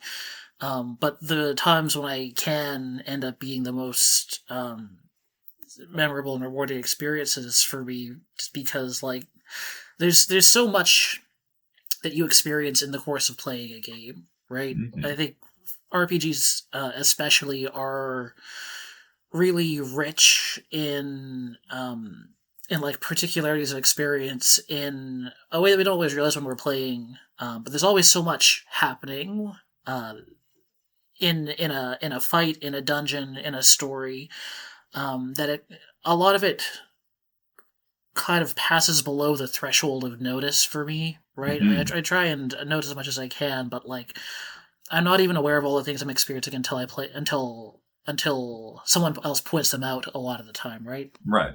So when I can compare experiences with someone else who's playing the same game, I'm aware of almost twice as much of what's happening to me while I play, right? It ends up being richer, and That's a great point. my experience is now. I mean, this is kind of obvious up in some way, but it's something I've shared with someone else, right? And I feel similarly about game development. Despite making most of my games on my own, having people who, who are invested in the things you make as friends and peers, goes a long way to making it all worthwhile, right? Like if I didn't have communities of fellow game devs to share my work with, I'm optimistically, I'm sure that I would still get comments from the odd stranger, and I might find people who like my stuff, but I think it would still be a very lonely experience without people to share like the process with as well, right? Mm-hmm. People I can post works in progress to, who I can discuss like design questions with, both for the sake of like morale, because I think it's really demoralizing to work on a large project for a long time, not get to share it with anyone, not get any feedback along the way. Yeah. But also like what makes this a meaningful activity and not just like a vanity project is it has to mean something to other people too, right? Mm-hmm. So it's good to get that reality check sometimes, What do you guys think of this, when I, make the character look a certain way or have the dungeon, progress a certain way? Yeah. It's really hard to get an objective sense of what your own work is like, right? You're too close to it. I think any dev will tell you that. Mm-hmm. And of course, everyone else has brings their own biases at the table too, right? I think if I share my draft with my friends, I'm still gonna get a pretty like my friends share a lot of my values, right? My kind of idiosyncratic RPG values, and I'm not going to get a lot of feedback that pushes me in the direction of like a more polished and commercially friendly kind of game, right? Mm-hmm. But it's nice to share those biases too, right? It's important to have people to share your work with specifically who understand where you're coming from with it and want to see what you're doing with it, right? Who approach it curiously and aren't just like comparing it to popular works and asking you why it's not like those more popular works, right? Word. So yeah. I get a lot out of having community for this stuff. Right. Yeah. I like that. For sure. Early on, when I was developing Throne, like I got a lot of people saying like, it's obviously influenced by Dark Souls, but why don't you just make it more like Dark Souls, And like, they didn't understand like when you lit a torch, that wasn't necessarily a bonfire, it wasn't like a checkpoint. Some people, they are pretty dense like that. But, yeah, so it's good to get more selective feedback from game devs that really understand the, like RPG mechanics, what historical provenance he might be drawing from. Yeah, everyone's got different like reference points, right? Mm-hmm. And thankfully my friends in, Vextro and elsewhere like share a lot of the this is probably the highest density of like people who've played 7th Saga of any community, right? Because I've subjected so many of my friends to it because of 7th Sagathon, which you mentioned. Yeah. Which I think makes a lot of like my own design choices more intelligible to the people that I'm sharing it with, right? Yeah, for sure. Was there like a particularly surprising or insightful takeaway from the 7th Saga playthrough? I mean, the most surprising thing is that anyone bothered to finish it. I think we had 8 people finish the game, including myself, and it was my first time, so that was really exciting. Wow. 8 people finishing 7th Saga, this notoriously very harsh game. It's probably double the number of like people who've ever beaten it. Yeah. Apart from that, like I feel like the big lesson of that was just reinforcing like, oh, I need to be doing this stuff with other people. Right. I get the most out of RPGs when it's something that we're all experiencing together, or at least like me and another person. Which again, like an obvious lesson, but it's one of those obvious lessons you feel like you understand intellectually, and then you learn it again, and you're like, oh, I didn't understand at all how important this was. Right. Until I've right. The way of wisdom works so often is like you learn the same lessons again and again, and each time it feels like you've really learned it for real. Yeah, the way of wisdom. I like that.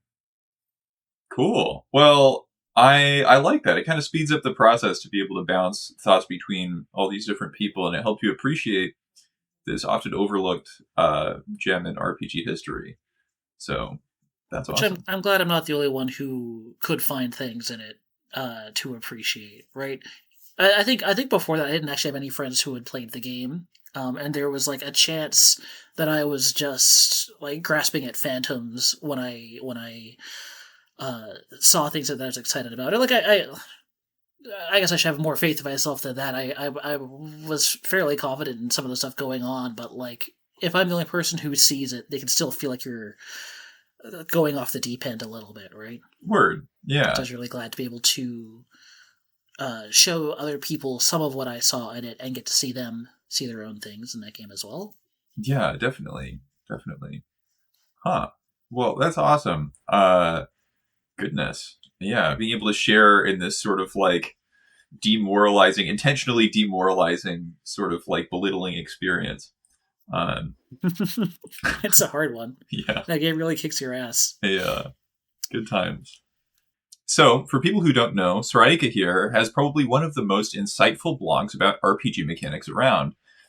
You wrote this killer essay on random encounters, this thing most people love to hate. But to you, maybe they're not so bad? So I am a big defender of random encounters. I don't love them, but I tend to like them. I think they work well for dungeon crawling type experiences, generally speaking. Mm-hmm. I don't have like a big defense of them planned. Just I think aesthetically, I enjoy the way they charge space, right? Yeah. The way that it makes motion itself something costly, right? I think that's a great feeling for being in a dungeon, experiencing tension, experiencing some of the danger of being, deep in a cave or a tower or what have you. Generally sympathetic, right? Yeah. The issues that I think a lot of people have with random encounters, in my mind, are not inherent to the mechanic itself, but to problems like there are too many of these, they're happening too close together, or the fights are inconsequential. It doesn't feel like anything changes or is at stake when you fight them. It just ends up being work, right? Right.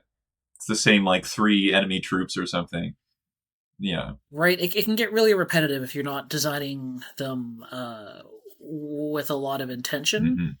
And so I usually think if someone's complaining about random encounters in a game, there's stuff to change first before going to the systemic approach, right? Right. I think touch encounters or symbol encounters, whatever you want to call them, have their own baggage too, and aren't like a silver bullet to the problems of random encounters.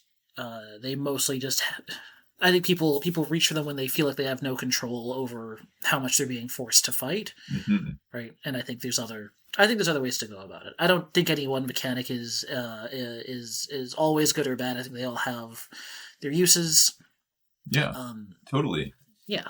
Yeah, I think it's really sentiment to the strength of random encounters that the tall grass still exists in Pokemon. You know what I mean? They kept that. Is that still going on? Because I feel like God, I don't know where the latest ones are. I thought it was all like you could see the Pokemon running around now. I thought they finally made the switch. They did make the switch for the most part, but there are selective areas where they kept the tall grass. Oh, that's good. I'm glad. I'm glad it still has a role for them. Yeah. Even as Pokemon had very quickly stopped being dungeon crawly in the way that the first games I thought were still pretty Dragon Quest, right? When you go through like Mount Moon or what's the tunnel in the East calls it? Rook Tunnel. That sounds about right. Yeah. They're both like long dungeons with that are maze-like and have a lot of attrition to them, right? Like it feels really Dragon Quest back then, and they, I think by like Ruby Sapphire, they've toned that down a little bit. Anyway. Yeah. But to that article, that article is not so much a defense of random encounters anyway, as it is like me trying to process my own reactions to them, particularly in a game that I was making.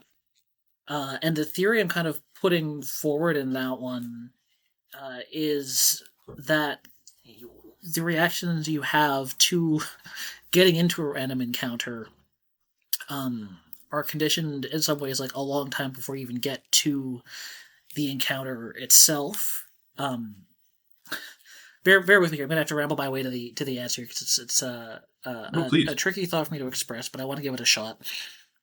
The problem I was experiencing in the game I was making when I wrote that article is that I felt I had designed the encounters in my game to my taste, right, in a way that would cause me and other players to have a welcoming reaction to them, right? When you get into a fight, you might be excited to solve the problems that's put in front of you, play out the action, or you might be resistant to it, not want to do it, and wish you could run away or that you had not got into the fight in the first place, right? There's a anytime you get into a fight, you're gonna have a reaction to it, and they tend to exist on that spectrum, right? And though I thought I had designed the content of the fights in a way that would provoke a welcoming response, I was finding myself really resistant to them, right? And like a little resentful that I had to fight it. And there's a few possible reasons for this. It's hard to diagnose it exactly when you're playing your own game, because the force is acting on you as a tester and the force is acting on you as a player.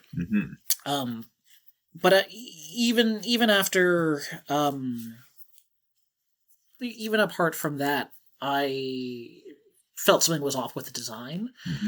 And the thing that I realize is different in my game, and actually in a lot of my games compared to the games I play, is that because I'm making a small indie RPG that's an hour long or something, and I only have so much energy to balance all these systems, I, like many hobbyist devs, opted not to have experience points or levels, right? There's no progression systems at all in most of the games I've made. Right. So there's less of this wager of preparedness, right? Well, that's exactly it. Is in your average RPG, any fight you experience in the dungeon is shadowed by the fact that you could be fighting at a much higher power level than you are now, right? You had the option before we went to the dungeon of hanging around town fighting regular battles, gaining levels, and going in later when you're stronger and there's lower risk, right? Um, Eventually you have to make the choice to go in to say that the power level you presently are at is enough, and yeah, wager that you make it through at the level you are. Um, and when there's no leveling and there's no experience points, uh, that aspect is missing, and that ends up making a big difference for me because I think a lot of my own satisfaction in these games comes um, from betting that I don't have to grind, right? Right. From not that I never grind, but I usually try to avoid it if I can. I usually try to go to dungeons right away. Yeah, nobody wants unnecessary grinding. Yeah. Some people really do. Some people actually seem to greatly enjoy the process itself, which is interesting. I don't. Most people I know don't, but there are a few people. Yeah. And it always surprises me, and this is one of the things that makes RPG design so so interesting and so challenging. Is if I design too much for my own taste without understanding other people's, like I will miss out on things, right? And this is actually one of those cases because I've usually conceived of grinding as something that exists for other people's benefit and not for mine, right? The freedom to grind lets people who want to make the game easier do it.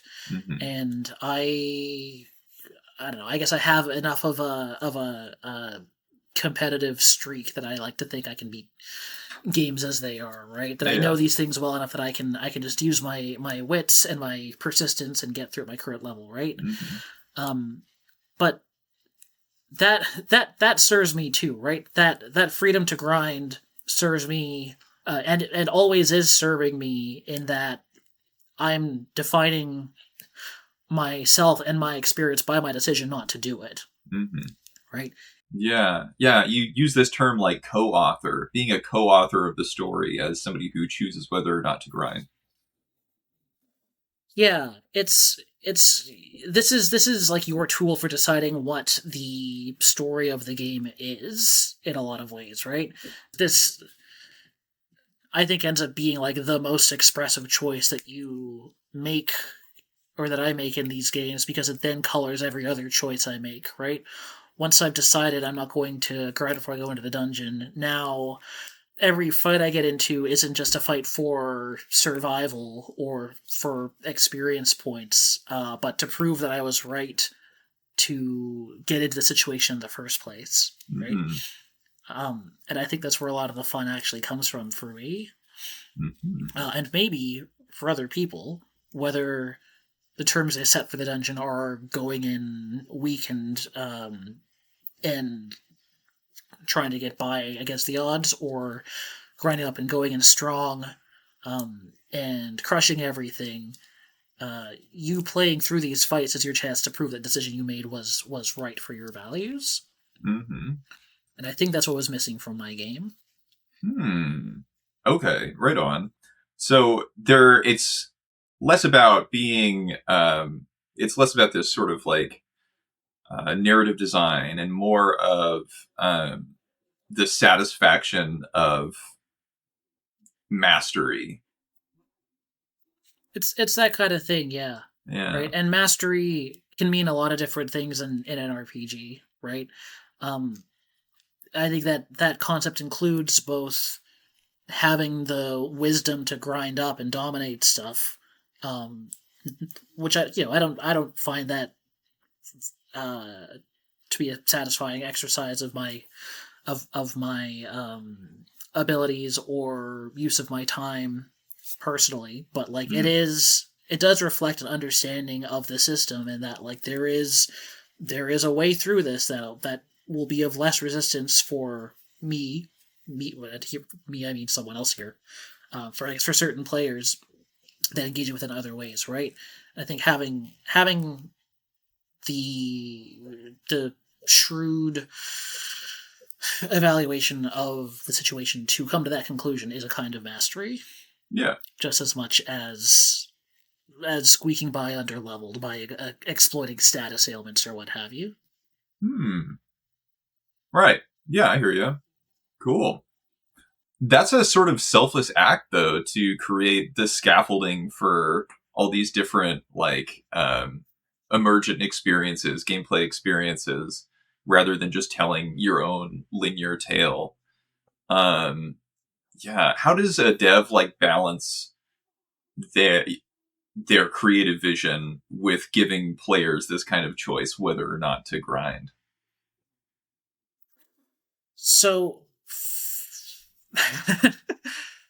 for me, I think the more I learn about RPG design, the more time I spend making these games and watching people play them, the more I realize I have to let go a little bit of what people's experiences are going to be like, and trust that if they have an experience that I didn't account for, that isn't in line with what I hoped to achieve, then well, that's probably fine. That's not the end of the world, right? I think if I had to guess how many people across all forms of art had the experience that the artist or artists intended of that work, I think it would be really impressive if it was like 10% overall, right? People are always bringing their own stuff to the things that they consume anyway, and no matter how brilliantly you accounted for all the variety of player inclinations, you would still have people having all kinds of strange and wonderful experiences with your work that you weren't anticipating. Yeah. Right? So letting go is a big part of it. And the other thing I'll add to that is it's good to be aware of what choice and expression look like in RPGs. In particular, I think it's really easy to get overly focused on customization as being like the main side of player expression, which I think is a great side of player expression, but not a strictly necessary one, right? Because so many of the choices you're making, there's so many choices to be made in the game, in the course of combat, even with a fixed party, in terms of how you navigate the dungeon, in terms of how you accumulate and spend money. These, even if these things don't have a widely, how do I say this? Like when you have customization, you have these like big visible tokens of like what each player has done differently, right? My party has these classes, and your party has those classes. I don't think there's anything quite as like, if you don't have customization, it's harder to point to concrete things to say what's different about one experience over the next. Right. Easier to balance, though, and therefore maybe easier to create deep gameplay experiences. It's certainly less of a headache for me as a designer to not have to account for all that stuff. I think a big part of player expression in these games isn't just choice making. I think what makes a choice meaningful in the first place is the reasoning behind it, right? Yeah. If you don't have any reason to care, if you don't have any investment in the decision-making process, one way or the other, it almost doesn't matter what choice you're making. That's when you make an arbitrary choice, right? So much of the expression in RPGs comes from the way you get to the choices you make, whether those choices are even just like, which enemy do I kill first in this random encounter? Right. because there's so much in these games to evaluate and assimilate into your mental model for navigating them. And so much of it is subjective, yeah. right? What is the value of one skill over another, or what enemy is the biggest threat here? Yeah, maybe you just like the fire skill more than the ice skill, right? Yeah, what's fun and feels good to use. So, let's switch gears a bit, huh? In your piece on Sword of Vermillion, you talk about how the game keeps poison relevant all the way through. What's the trick to making status effects like poison stay interesting over time? So there's a few layers to that one. And you'll have to pardon me again as I ramble my way through it. But I think Sword of Vermillion is actually a really instructive example that kind of, I think, gets at it in a fundamental enough way that you could probably copy its lessons and apply them to other games and have similar effects. So the first thing that Sword of Vermillion does with poison is it makes it deadly enough that you can't ignore, right? There are a lot of games where poison does such piddling numbers to your health that like you sometimes don't even need to deal with it, right? You can just simply be poisoned and it doesn't affect your experience. Sword of Vermillion, I don't think it does a huge number. I think it's probably like 1% of your max health per step. But in a game with limited healing, that adds up quickly, and if you don't do anything about it, you will die before you finish whatever you set out to do. Mm-hmm. The second thing it does is it makes it costly to cure. It's not trivial to deal with poison once you're poisoned. Some games will make antidotes, they'll cost 10 gold, and you'll get 200 gold for battle, and you can carry 99 antidotes. So if you get poisoned, you drink one of your antidotes, you don't even notice that you've used it, right? Yeah, that makes poison sort of extraneous, kind of like more of an annoyance. Right, it's just like it's just a step you have to deal with, housekeeping. Whereas in Sword of Vermillion, you have a limited inventory of I think 8 items, which you share with your healing items. I can't remember if you share it with key items. I think you have to carry like a torch in that game, right? So every antidote you carry is basically a healing herb you can't carry. And if you carry too many antidotes, you won't have enough healing items to get through the dungeon. If you carry too few antidotes, you run the risk of getting killed by poison, right? Mm-hmm. So another simple thing, but it's not trivial to cure it. You have to account for that in your calculations too. And then the third thing, which is maybe the most how do I say this? The most like creatively interesting, right? The others are formal requirements. This is I think where it actually gets more interesting is the relationship you have to responding to poison changes over the course of the game. Mostly in the form of different tools, though not exclusively.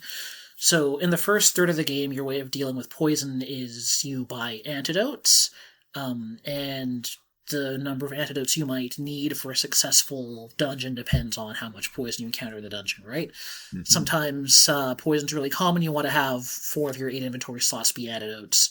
Sometimes there's no poison at all, you don't need to bring any, right? That's interesting. And every time you restock on your items, you have to make some guess as to how much poison you're going to dissipate next time, right? Mm-hmm.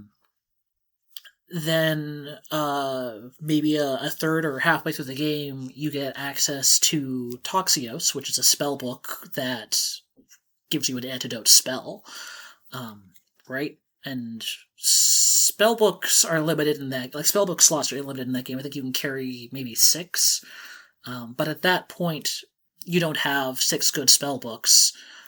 So it's a no-brainer to buy Toxios, which I think is also not that expensive, and then free up 2 to 4 item slots for healing herbs. Right, at that point, it actually feels really powerful to do that. Right, I think it comes at a point where you're starting to feel a little the difficulty of the game is beginning to ramp up, and you're starting to feel the heat of not being able to heal as much as you would like with your current stores, right? So getting 2 or 3 extra spots for healing herbs is a big deal, right? Now it's a solved problem. For the low cost of a couple MP, you can be free of poison and not have to worry about that aspect of inventory management at all. Which works well for another, third of the game until you start to get more spell books competing for those spell book slots, right? I think you get some actually decent attack spells. You pick up a couple utility spells for, I think, light and maybe warping out of dungeons and stuff. And all of a sudden, you're asking yourself, what spell book can I get rid of to try out the new one? And around the time you're grappling with this tension, sort of Vermillion introduces the Poison Shield, which is exciting because I think it's the first shield you get in the game that does anything special. And it gives you complete poison immunity, and it has better defense than whatever shield I had at the time. I played this game 3 years ago, so some of the details might be a little off, but this is the rough sense of it. It's another no-brainer, right? It's even if it didn't give me poison immunity, I'd buy it because it's a good shield, but it also gives me poison immunity and frees up that spellbook slot, right? So now it's an even more solved problem. It's another instance of feeling very powerful, right? Which isn't something you feel very often in games, right? It's not very often that poison immunity feels like a huge win for you. In a Final Fantasy, for instance, right? But it's a very powerful feeling when you switch to the Poison Shield and you can sell your Toxios spellbook. And it remains that way, again, for a couple more dungeons, until I start seeing shields that are stronger than the Poison Shield, right? For defense, the next shield is maybe 4 points stronger. It's well, that'll save me a couple hit points over the course of a dungeon, but that's not as important as poison immunity. But a couple shield upgrades later, you start starting to feel a little squishier in the face of physical damage, and you do want that defense, right? At which point a shield upgrade starts to feel more compelling, and I began to wonder if I should go back to Toxios or go back to buying antidotes just so I can have more defense on my guy, right? I think I ultimately did go back to Toxios and ditch the Poison Shield. And so the point here is 2 things. Number 1, having different ways of responding to poison over the course of the game means different qualitative experiences over the course of the game. What poison management looks like changes over time. The basic texture of what you're doing gets changed up, right? It has implications for inventory management, it has implications for your spellbook loadout, etc. And it's nice to have these different qualitative differences. And then maybe more importantly on the formal level is sort of Vermillion is asking you constantly how well your approach to poison management is working, right? There's a continuous process of evaluating how well the thing you're doing is serving you. And this is probably true for across a couple different aspects of gameplay and sort of Vermillion, but for poison specifically, you have to keep asking is my poison solution working and should I change it? Right? And this is in my view one of the most important things a game can be doing in general, because when you start taking your answers for granted, when you stop asking is this working and just start trusting that it always will and doing it over and over again, right, this is where a lot of RPGs start to feel flat, right? Right, yeah. So Sword of Vermillion kind of says, you've achieved mastery, here's a solution to that, but it keeps sort of this decision for you, even after you've mastered the system, there are, more equipment-based solutions. Yeah. it never lets it become a fully solved problem. It's Yeah. always it's always asking the question again and again, Mm-hmm. which is really important. I guess there's a fourth requirement here, a fourth thing that sort of Vermillion does right, is that it keeps poison on the board as a threat the whole game through, right? Because none of this would work if you just stopped seeing poison from enemies in the back half of the game, for instance, right? Mm-hmm. Or if poison did flat damage and you reached a point where you could just ignore the damage because it's like 1 per second, you have 6,000 hit points or something, then you could ignore it. But it's always there, right? It's always there to be responded to, and it's always making you think about it. Mm-hmm. Yeah, yeah, that's awesome. So even through to the end boss, these decisions, these equipment based decisions, only are relevant because poison is posing a significant threat. So Yeah. I guess you're kind of testing the waters throughout the game to see like, oh shit, like maybe poison isn't that strong anymore, right? And turns out it is, right? It's something you continually Yeah. grapple with. Exactly. I remember keeping an eye on it and noticing, like, oh, this... Because it's not clear when you first get it if it's doing, like, flat damage or percentage-based damage, right? Mm-hmm. When I remember noting, like, oh, okay, this has gotten stronger as the game has gone on. It's doing more Mm-hmm. damage to me per step. And you keep an eye on that for that reason. Yeah, that makes sense. You even called poison a systematic storytelling device. So, what do you think poison contributes to Sword of Vermillion's overall narrative experience beyond traditional storytelling?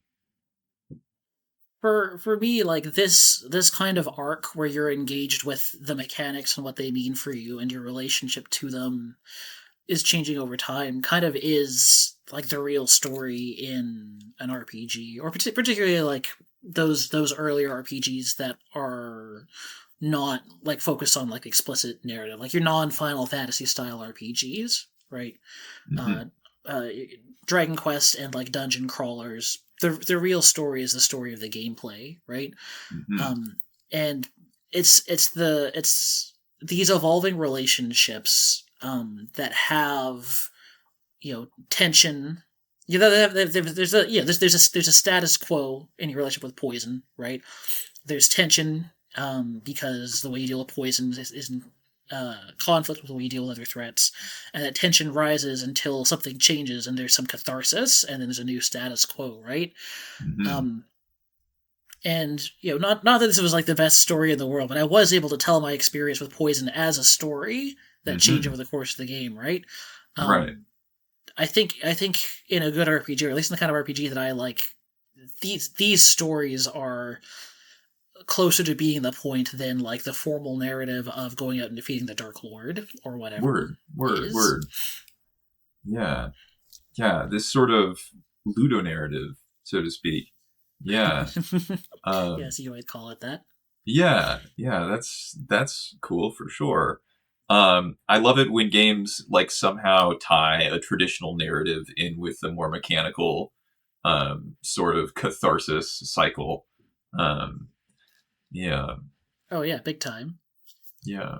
I'm not going to get into this, but the article on my blog about Fire Emblem 4 and the magic resistance stat feels very much like that to me. Mm-hmm. Um, Cool. Well, guys, if you're interested in that conceptually, go check out the Fire Emblem 4 article on Sraëka's blog. Sweet. Yeah, so what's one overlooked classic RPG that you think, more aspiring devs should try out and enjoy? I've been thinking about this a lot because I wonder what really is valuable for other developers, right? I think everyone's coming from different places. I'm a little hesitant to recommend like any kind of like blanket advice.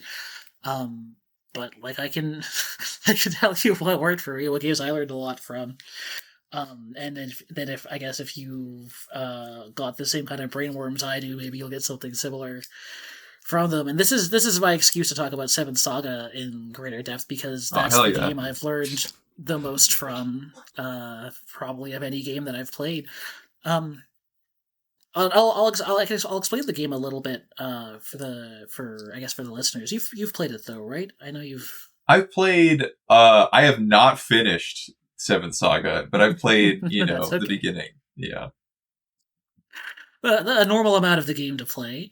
Yeah. Um, for those who don't know Seventh Saga, it's a 1993 Super Nintendo RPG by Produce, who made Brainlord, which is great, and Mystic Arc, which I don't like very much. Um, it's famous for a couple of things, including being very hard, especially in the North American localized version, which includes a number of like deliberate difficulty changes as well as a bug where your stat growth is basically just lower, which causes some big challenges. It's also, aside from being a really hard game, it's got some experimental stuff going on where you have the 7 characters and you choose one of them to play at the start of the game, and the others are all going around the world on their own journeys, and you meet them at various points, and you can team up with them, or they might fight you and try and take your runes, which are like the 7 MacGuffins. So there's like an emergent layer of like co-adventure interacting narrative that I'm really into. Yeah. Agreed. Soulsian. I haven't played Dark Souls, so I'm not like the right person to describe things as Soulsian, but I do think there's something prefiguring Dark Souls about the whole experience, especially because it's like, namely what I mean is it's a very prepare to die game, right? It's a hard game, but I don't think it's necessarily. I don't think it's like forbiddingly cruel. I don't think the demands it makes of you are actually that extreme.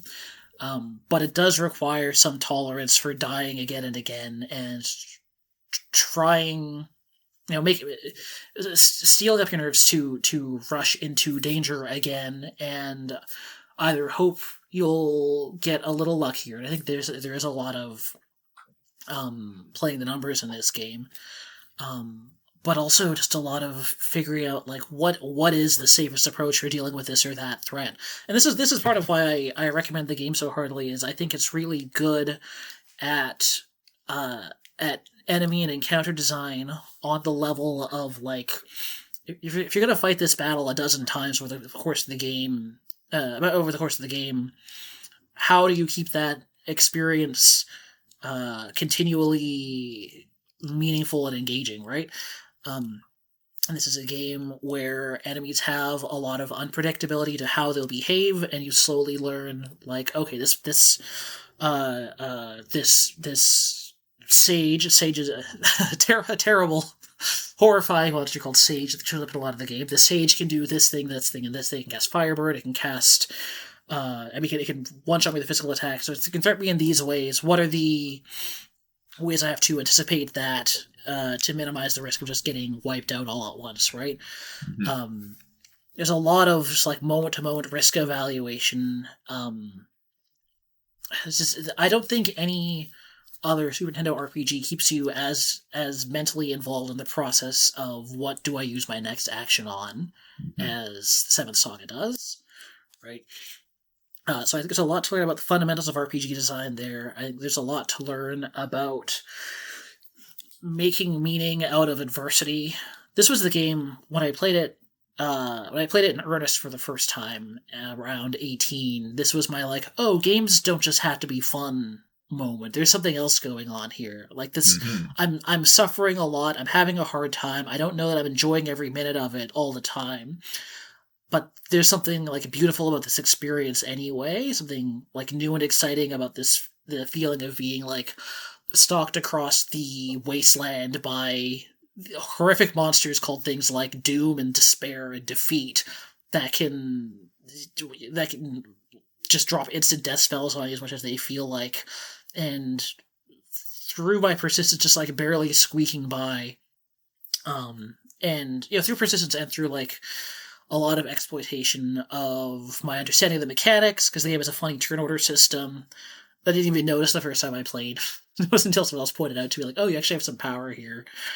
And it's got like some really abusable tools, some really powerful items it gives you that you have to abuse to the max to survive. Mm-hmm. It's a lot going on. Tons going on in this game. If you have the stomach for getting your ass kicked again and again, I think it's a really rewarding one to engage with. Don't feel like you have to finish it. I think it's barely designed to be finished, but I think there are perfectly good stopping points along the way. Wherever you get to, I think you'll get something out of it. Yeah, for sure. Yeah, well, you heard it here probably first, folks. Seven Saga is definitely worth a play. Very obscure game from the past, but has many unique mechanical ideas that foreshadow influential games in the future. Yeah. So what about like a lesser known Sraëka game that you think people should check out? I would really love if more people played Prophecy Sectors, which is the secrets hunting RPG I made this winter about worms, which I made as part of the Tunnels of Extra anthology, which is a game jam that's also kind of like it's a sequential game jam, right? This is me and my friends in the Vextro community do our game jam kind of one game at a time, and like each game responds to those before it in some way, right? And Prophecy Sectors is the last game in that series, so it does kind of certainly benefits. You don't have to play every game in the anthology to play Prophecy Sectors and to enjoy it, but it does engage with them a lot. So like I strongly recommend it for the best Prophecy Sectors experience, and also because all the games in Tunnels of Extra are fantastic, and you should be playing them anyway. So you have a lot of time on your hands. They're mostly short games. All except for 2 are less than half an hour. But Prophecy Sectors is a long one, and Ballad of Swishy, which is a phenomenal narrative RPG, one of my all-time favorites, is also fairly long. So it's a bit of an investment. It's a difficult game to advertise for that reason, right? So I understand why people haven't played as much as some others. But Tunnels of Extra, overall, extremely excellent. Every game in there is worth your time. I would love if people went and downloaded the whole thing and played through all the games in order, and then at least tried Prophecy Sectors at the end. Okay, cool. Well, Tunnels of Extra, you guys. Games about worms. Yeah. So, hope you guys enjoy that. Definitely check that out. And before the fan questions, we just got a couple more. So do you have any like exciting projects that you've been working on that maybe you'd like to share? I've been working on I've got a few things going that might ever see release. Quickly, like I've been learning Godot, and the first thing I'm going to do with that is make another world map exploration game. So, I have, for those not to know, I've got a game called LanVodis, which is a kind of Dragon Quest 1 inspired world map exploration game with like limited vision, where the terrain, the physical terrain of the overworld interferes with your ability to see what's around you, and it's about kind of learning the shape of the world so you can navigate more effectively. And I've got another one called Pangea's Error, where your exploration of the world map is moderated by the directional camera from Brandish. Do you know the game Brandish? Oh, yeah. Yeah? You remember the camera from Brandish? You remember the way the camera works in that game? Brandish, wasn't that like I've definitely played it, but I played a lot of these obscure ones like briefly. So Brandish, is that like a sort of action RPG? It's sort of an action RPG. It's also like a dungeon crawler. Yeah, like a one character dungeon crawler action RPG type thing by Falcom. I think the first non-East Falcom game I've played. I love it. When I first played it, I was really confused because I would press left and right, and it would look like I teleported to a different room entirely. I'd go like, "What the hell's going on here? What is this game?" And Mm-hmm. only slowly did I realize that pressing left and right doesn't move you, but rotates the Oh, camera. yeah, that's right. But Oh, it's I not. totally It's remember not. now. Yeah, so it doesn't give Yeah. you like Right. the feedback necessarily of like you just turned around. It just kind of like looks like the whole map just went around you, Right. you know? Because Yeah. it's a 2D pixel game. They can't do smooth camera rotation, so it just jumps to a 90-degree different view. And you're like, what just happened? Yeah. Right? Only slowly did I put it together and I was seeing the same room from a different angle. And you get used to it really quickly. But those first moments were like excitingly disorienting. I had wanted forever to make a game where you have to deal with that in your experience of navigation. So Pangea's Error, which I also made for a Vextro chain game, is a world map exploration game that has that feature in it. I love world maps, so what I'm working on now is a third world map exploration game. That no gimmicks like that, really stripped down. Just it's just doing mazes, right? It's just making it from point A to point B when you don't know the way, right? Hmm. Inspired by I'll it's a surprise, so I'll talk about it more later. But Okay. I'm doing that. I'm doing all the graphics myself. I'm doing the music myself. I'm gonna have at least one game where I made all the Whoa, that's stuff big. myself. It's not gonna be pretty, but it'll be mine. So I'm excited about that. Um, I'm working on a little dungeon crawler now, which I mentioned at some point in my rambling. Um, which is like purely, if I can stay on task, it'll just be like 30 minutes of fighting monsters and running from monsters and trying to figure out how to stretch your resources all the way to the end. It's crazy that I haven't made a game. I haven't made like a proper dungeon crawler yet. So many of my thoughts and feelings about RPG fundamentals need that kind of environment to be expressed, and I've just been like waiting for a chance to do it, and I'm down scoping and trying to make something really pure and focused. So I've got that, and I hoping to also do a kind of playable zine for this year's Vextro Jam, uh, I don't know if I'm at liberty, how much am I at liberty to talk about it in advance, but uh, it's analog themed. It's Hmm. so it's either analog games or games incorporating analog elements of some sort. So Oh, I'm okay. making a zine game for Like, that. okay, like tabletop RPG sort of stuff. That Yeah. stuff kind of thing, board game type stuff, but also like digital games that incorporate like photography or Oh, analog media as well. Yeah. yeah, right, Cool. broadly interpreted, analog in the broadest interpretation, right? It's Yeah. I mean we're Vextro game jams, like we're just hanging out, right? We're not we're not enforcing strict rule sets or anything. It's all vibes over here, baby. Right, Right? that makes So sense. Cool. analog, whatever that means to you. For me, it means making a zine. Um, it's Cool. the most natural thing for me. Quite exciting. Oh, you must have a history with scenes. That's great. Not as much as I'd like, Yeah. but Hmm. hopefully more in the future. Wow, there you go then. Lots in the pipeline. Right, I'm definitely. in So many irons in the like a fire. bouncing around between things constantly state. As much as I would love to be someone who just like buckles down on one thing until it's finished, and sometimes I've been able to be that person. Right now, I'm finding it difficult, man, getting more out of hopping around, Hmm. which is all good as long as these things actually get done. Right. Yeah. Well, cool. Sounds like a lot of really promising ideas. They could shape up into like a series of great little projects. I'm excited to share them with the world. Yeah. Um, so, final question for me: if somebody wants to get serious about studying RPG design, where do you think they should start?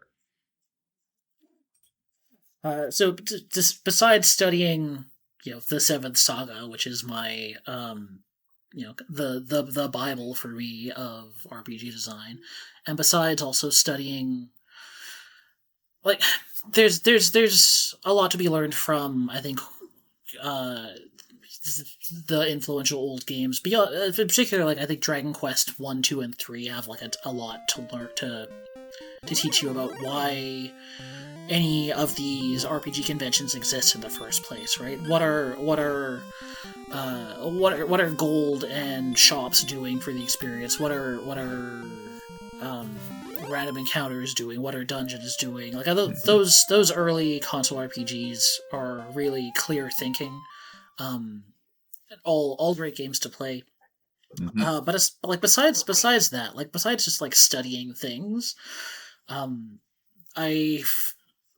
the most important part of RPG design thing for me is being open-minded to things you haven't experienced or appreciated before, and being attentive to like what's actually going on when you play these things. So my actual recommendation is, if you don't have some kind of like mindfulness practice, right? If you don't, whatever. I'm not like even that big of a mindfulness person myself in practice, although I recognize the value of it. But I think like for me, the core of like RPG, of learning about RPG design, is paying attention to my feelings and my desires and what's going through my head when I play these games, right?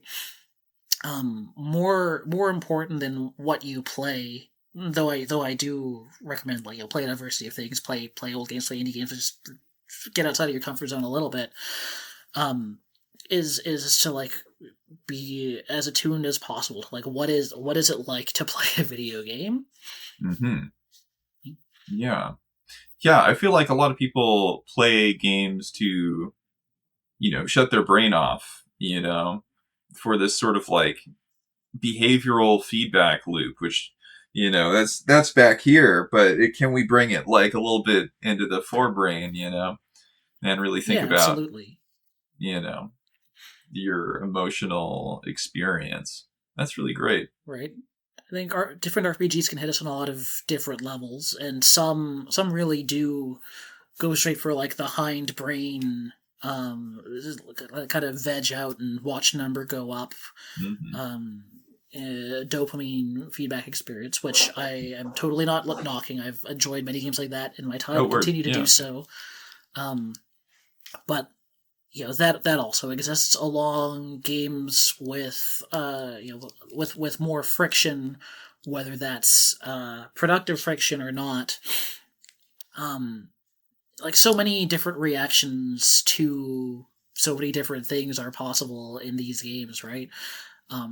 Just noticing like how do I feel about the fact that I'm in a battle right now? How do I feel about the tools at my disposal? What am I looking forward to? Am I playing this game right now because I'm enjoying the act of playing, or am I enjoying because I want to get to something that's farther down the road? Some story beat, or some, a class change or other upgrade, right? Yeah. Where are the moments of like satisfaction and relief for me? If I have to think about a decision between two things, what exactly, like, name the tension between the two choices, right? Right. Right. Between as simple as like healing now versus healing later. I feel like a ton of psychology goes into the decision of like, when am I going to heal and by what means am I going to do it? Especially these games. Totally. Have, like, yeah, like if you make players feel anxious, they're probably gonna like constantly be using their healing items, probably more than they need to, right? Yeah, you do a great job of that in Cataphract OI, when the music all of a sudden gets really fast, like pretty dynamically in battle, right? So some games intentionally stress you out, right? And yeah, for sure, that goes into the decision making, definitely. Love that game. Yeah. So, you ready to move on to some fan questions? Yeah, let's do it. Okay, cool. So, gosh, we got this first question here from, I don't even know who this is, but let's see. I'd be interested to hear your thoughts on RPGs as being composed of discrete systems, world maps, towns, battle systems, and the effect that compartmentalization has on how they feel to play and make. That question, I believe, is from my friend Toby Alden, fellow game designer, among numerous other talents. Shoutouts, Toby. Thank you for the great question. Um, Compartmentalization in RPG design, um, in an RPG experience, like I think the most immediate effect of that is it induces a lot of people to think of these systems as being separable in a way that they really aren't, right? Like in my long years of lurking like RPG design forums and stuff as a teenager, like there's a lot of focus on RPG combat and combat systems. Um, and that was how I thought too, is to make a good RPG. I should have a good system and good boss fights, because those are the single most like exciting part of an RPG, right? The most gratifying most engagement with RPG systems are boss fights that really push you to the edge and make you use all your tools, right? And I don't disagree with that observation. Those are extremely important moments. But I think um, so much of the experience of combat of fighting these battles is the context which these battles are fought, right? Um, even boss fights, which in many games are free of or freer of the longer process of like resource preservation, because it's conventional so many games to like let you heal up before the boss fight and save, so it's not like you have to redo all the stuff if you die, right? Mm-hmm. Even still, the content of those fights is conditioned by uh how are you feeling after schlepping your way through the dungeon. uh what is your level of like narrative investment in what's going on. um there are still questions of like game long progression and item preservation, in the sense of like you've got like elixirs and things that you often have elixirs and things that you can't easily replenish. So there is still like a big picture here, even if we do try and isolate these boss battles. Although there are some excellent games that are purely focused around boss battles, like Facets or like Wine and Roses. So like not that that's not a winning strategy. I think focusing on boss battles or even just on combat in general can like produce a lot of interesting results. But like in terms of evaluating the experience of the games we play, like a lot of what makes the content of random encounters meaningful is the interaction with dungeon navigation, with like the specific structures of level design, which I think are actually still poorly understood in a lot of ways. Right?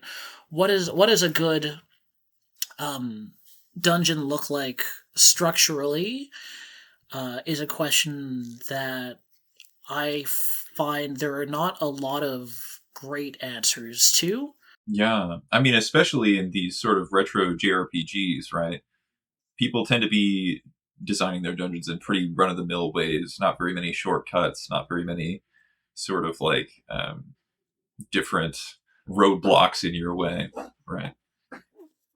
Yeah, there's a lot there I'm still feeling out, because even among my RPG critiquing circles, there's a lot of disagreement. Like one thing that comes up a lot is I really like Final Fantasy 2, and I tend to like its very long, grueling um, dungeons, which are structured.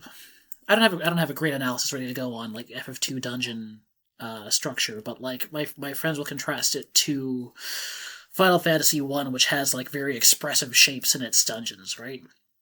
Um, here I think of the various like star shaped and like ring shaped rooms in like the volcano, the weird branches in the marsh cave. Like it's got a lot of varied and like non-naturalistic kind of spaces, right? That my friends really like. And I'm trying to figure out still if that does anything for me. Whereas because a lot of what I like is just the process of managing resources across a long tense period of time. I'm okay with Final Fantasy II being structurally pretty simplistic and mostly just being long, and fairly straightforward to navigate, right? Are these games both doing what's best for them? Probably. Is one of these better or more worth imitating? Depends what you're going for. Like, I don't have a great read on like what the advantages are, right? Right. I don't know. I don't have a good sense of how I should be cribbing from them. But I have like a few scattered points of like, oh, this is really interesting, and maybe it's going to be learned here, right? So like, my friend Eric wrote a great blog post about the Mimic dungeon from Dragon Quest III. Basically, you get to the second floor of the dungeon, and there's a trail of treasure chests with small amounts of gold in them. And as soon as you get to one treasure chest, you can see the next one at the edge of the screen, right? So you naturally are inclined to keep following them, and then they eventually lead you to a mimic fight, right? And there's a couple of variations on this throughout the dungeon. And go read the article. We should link it if we can. Eric has a better analysis of it than I will. But I keep coming back to it because it's a really concrete example of encounter design and like map design working together in some way, right? And I feel like the ideal of level design in an RPG is that combat and map structure are working together, right? And this is an underdeveloped field of analysis for me. They probably are in a lot of games in ways that I'm not fully cognizant of yet, but not usually in as clear and like identifiable ways as in that Dragon Quest III dungeon. Right, that's a very controlled example.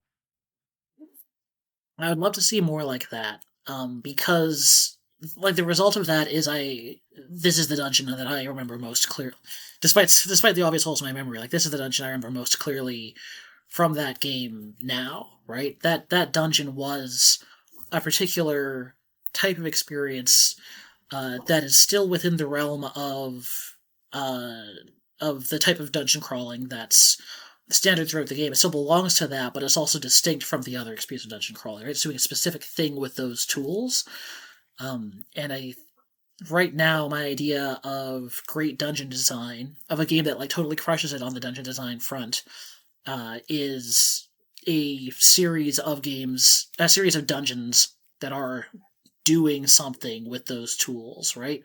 Without going into the realm of being gimmicky, right? Because I don't think the mimic thing is a gimmick, because it's planted firmly within the realm of like the established dungeon crawling language of the game, right? It's using rules you already know in a different way, right? And I can appreciate a good gimmick, but like aesthetically, like I've got a purist streak that wants to find solutions that are rooted in fundamental as much as possible, right? That feels like a great fundamentally grounded dungeon crawling alternative experience, right? So I'm interested in that. That sounds awesome. You should do that. That sounds like totally wacko, insane, cool. That sounds really good. Yeah, gosh, I can scarcely think of a game that does that well. Let me point something else out. And this isn't an example of perfect synergy between level design and combat design, um, but it is a really early example of some awareness of the relation between these two things. Is a couple years ago I played Wizardry for the first time. Mm-hmm. Classic 1980. It was 1984. It's old computer RPG. I played Super It's one of the Nintendo. I played the Super formative ones. Famicom. I played the English translation of the Japanese Super Famicom port of Wizardry. Ah. Which has the advantage of being very fast, which I appreciated and was surprised by for such an old game. And that game is 10 floors of pure dungeon. And what I realized very quickly is that what makes those dungeons dungeony, what makes them substantial and like interesting to navigate, is that there's all kinds of complications to the act of navigating itself, right? There's secret walls that you can sometimes spot, right? I think they like flicker briefly as you go by them, so you know something out of the corner of your eye, you go investigate a secret wall, right? Yeah. There's one-way doors you can't go back through. There's teleporters. There's dark zones where you can't see where you're going, and have to almost literally go by feel and notice like when your character bumps into a wall, right, to gauge distances and like track how many steps you've taken, right? These, first off, these things all have the effect of making navigation really perilous, right? Even if you can handle the fights in the area okay, your sense of safety is dependent on your ability to like go back to the exit if things go wrong, right? And if you go through a teleporter or a one-way door and you don't know where you are, suddenly you're in danger because you don't know how to get back if you run into trouble, right? And this is supported by an approach to encounter design and encounter mechanics in that game that's really swingy, right? Probably in most battles, you can attack, and come out fine. You maybe a little. You take a couple scratches. Maybe don't take any damage at all. Particularly like the first floor, especially, right? Where a lot of these tools are already on display. But then, maybe 10-20% of the time something goes wrong and you will take a big hit or someone will die, right? There's a very wide range of outcomes to the same battle, right? High chances of missing, right? A lot of enemies will hit you really hard or can hit you really hard, but they have like a 20% chance of hitting you, and when they damage you, it's a roll from like 1 to 25 or something, right? So low average damage, but high potential damage, which results in battles where most of the time you'll probably be fine, but things can break bad like nothing else, right? Which is great for a game where you can get lost or trapped really easily, because even if things are fine now, there's always the threat of things going to the shitter.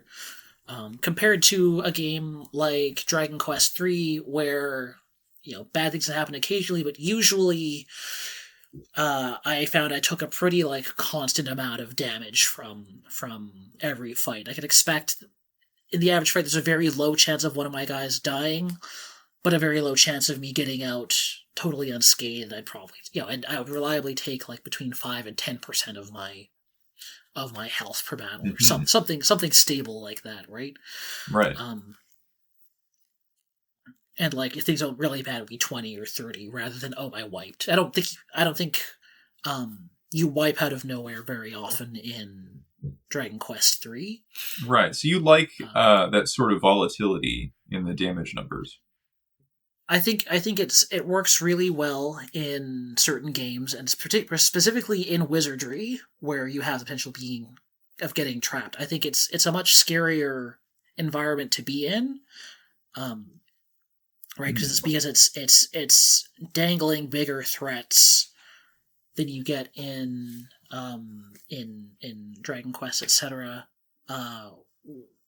Without having like constant getting obliterated. There's a lot of danger. There's a lot of dying in Wizardry, but it's not like the kind of constant dying over and over again that you get in like Seventh Saga. So to me, this communicates some awareness of how the content of these battles interacts with the structure of these maps, right? Yeah. And then on this, the first floor puts all these tools on display, right? You have dark zones, you have one-way doors, you have teleporters. It really, in my mind, actually kind of blows its wad pretty early and shows you all the coolest things it can do early on that never, mostly doesn't build on that a ton in the back half.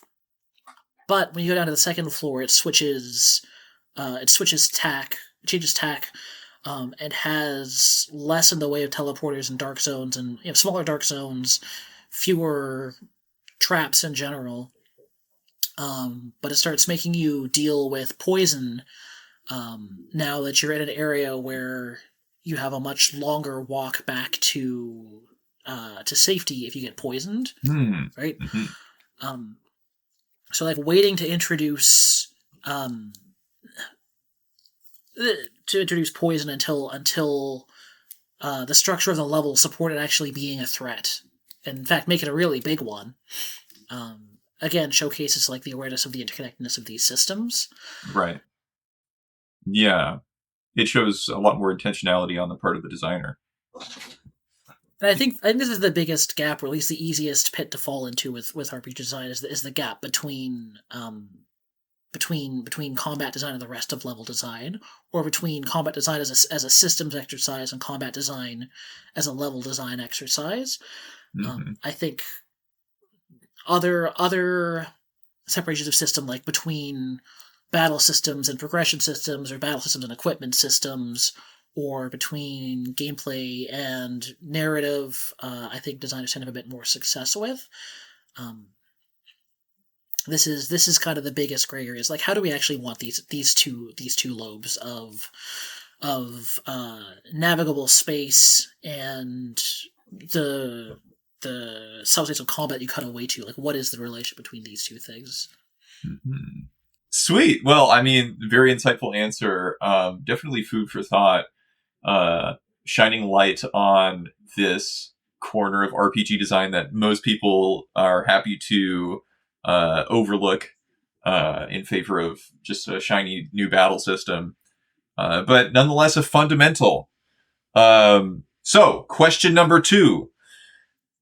How do you think about your RPG navigation games versus your system/combat-oriented games? I like this question a lot. This one's from Kate Bagenzo, another excellent game designer. Thank you very much, Katie. Also one of the funniest people I know. The relationship between these two, like I had to think about it. Like I would love to think like that there is some kind of unity.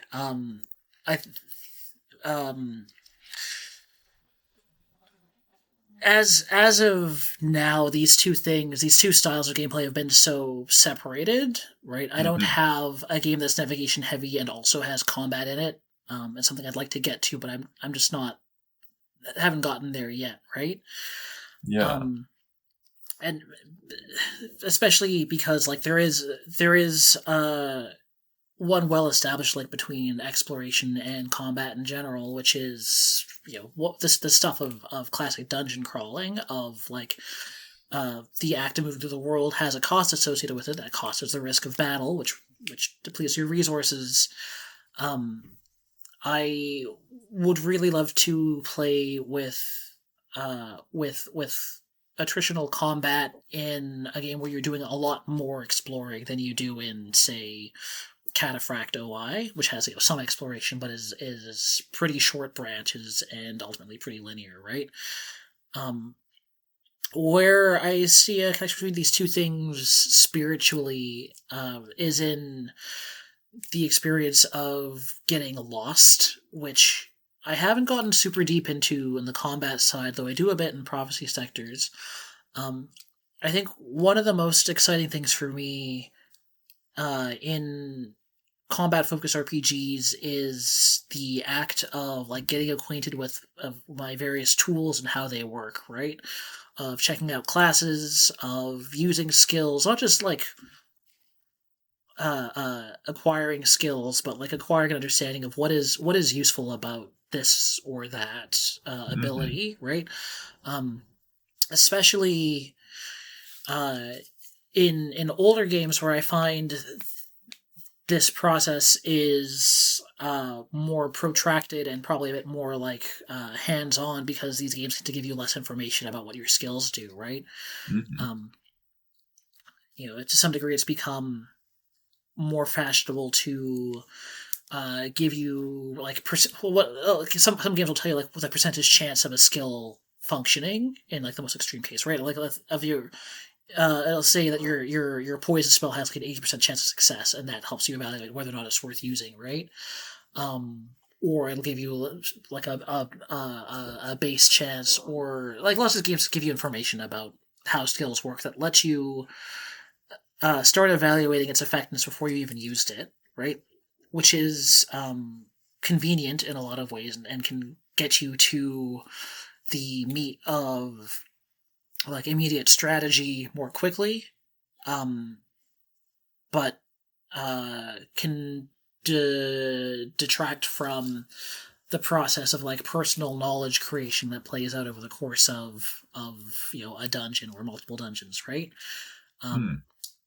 I like something like Final Fantasy II, for instance, because I don't know what all my skills do in the first place. And when I know what they do, I don't know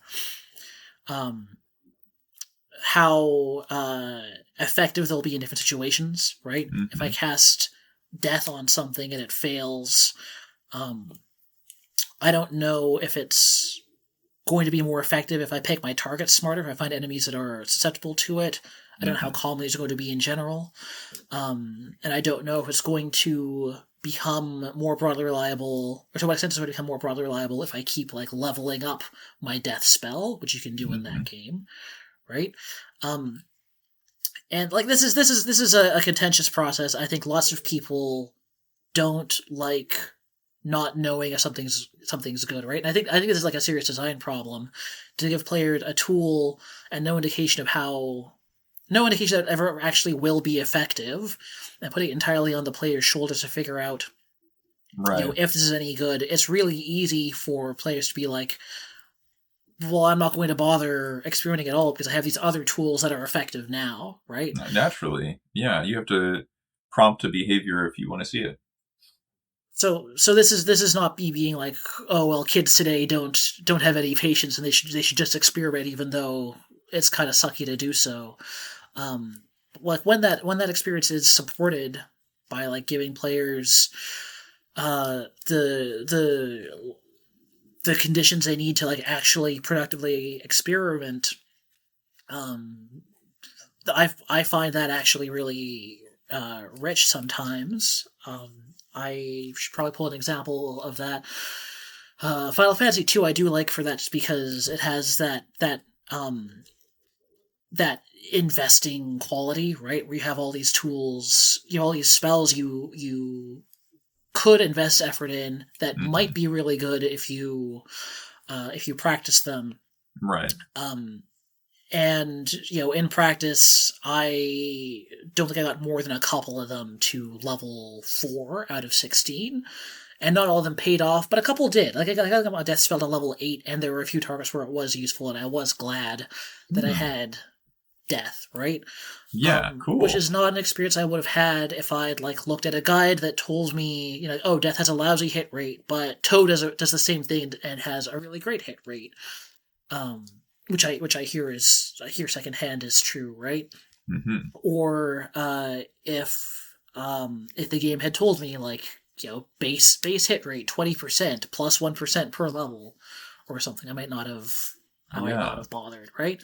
It's the act of not knowing what's good. And that game, I think, has enough opportunities, enough like off turns, or like you and enough crucially, like every spell in the game when you first get it only costs 1 MP, right? So it's fairly cheap resource wise to like start casting a spell and seeing how good it is to begin with, right? To some degree, that game it supported experimentation enough that I could have my own experience of groping around in the dark trying to figure out what stuff did and what was any good, right? Mm-hmm. Final Fantasy 2 I think is a modest success in that. Final Fantasy 3 to some degree, like I specifically Famicom versions, which is how I played Final Fantasy 2 and 3 both. Mm-hmm. Final Fantasy 3 has some uncertainty with like I really like the Evoker class in that game, which is kind of an unpopular class. This is the weaker version of the Summoner, right? Where you you can cast summons, and they have usually 2 things they can do, and it'll be like a decently powerful single target spell or some kind of like multi-target status ailment thing, right? Mm-hmm.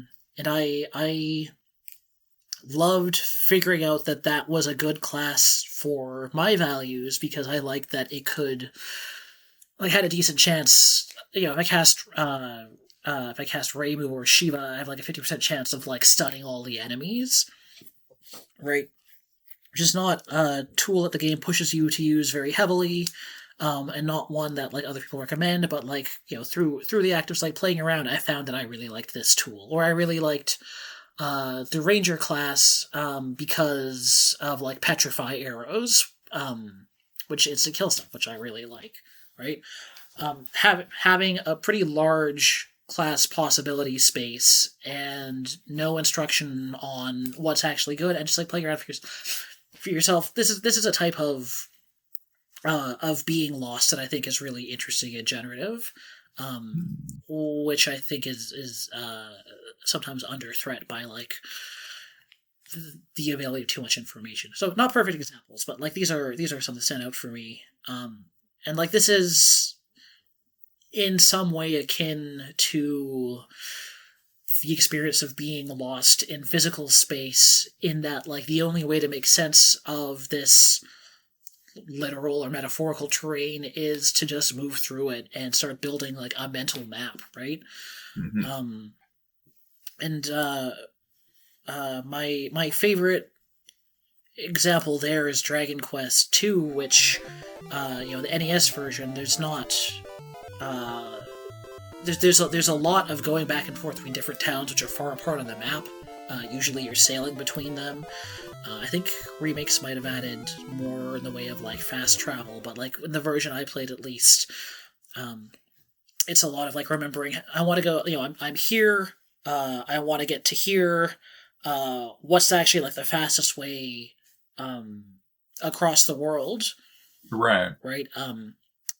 It involved developing a pretty elaborate like mental image of how all these different physical features relate to each other so I can get through the space more quickly, right? Mm-hmm. There's no guarantee that the ways that I came to were the most efficient, right? Because I didn't look at a full map until I finished playing the game. It was just, I just built up my own understanding, my own subjective and probably flawed understanding, Mm-hmm. right? Mm-hmm. And that's, I was getting into this a little bit with figuring out like the expressive part of these games is building your own subjective experience of the forces in play and deciding like what seems to you to be like the best way to go through them, or the most effective way to go through them. Yeah, same idea I think in physical space and in combat space. So that's the link I see, and I would like to explore that in greater depth in the future. I like that.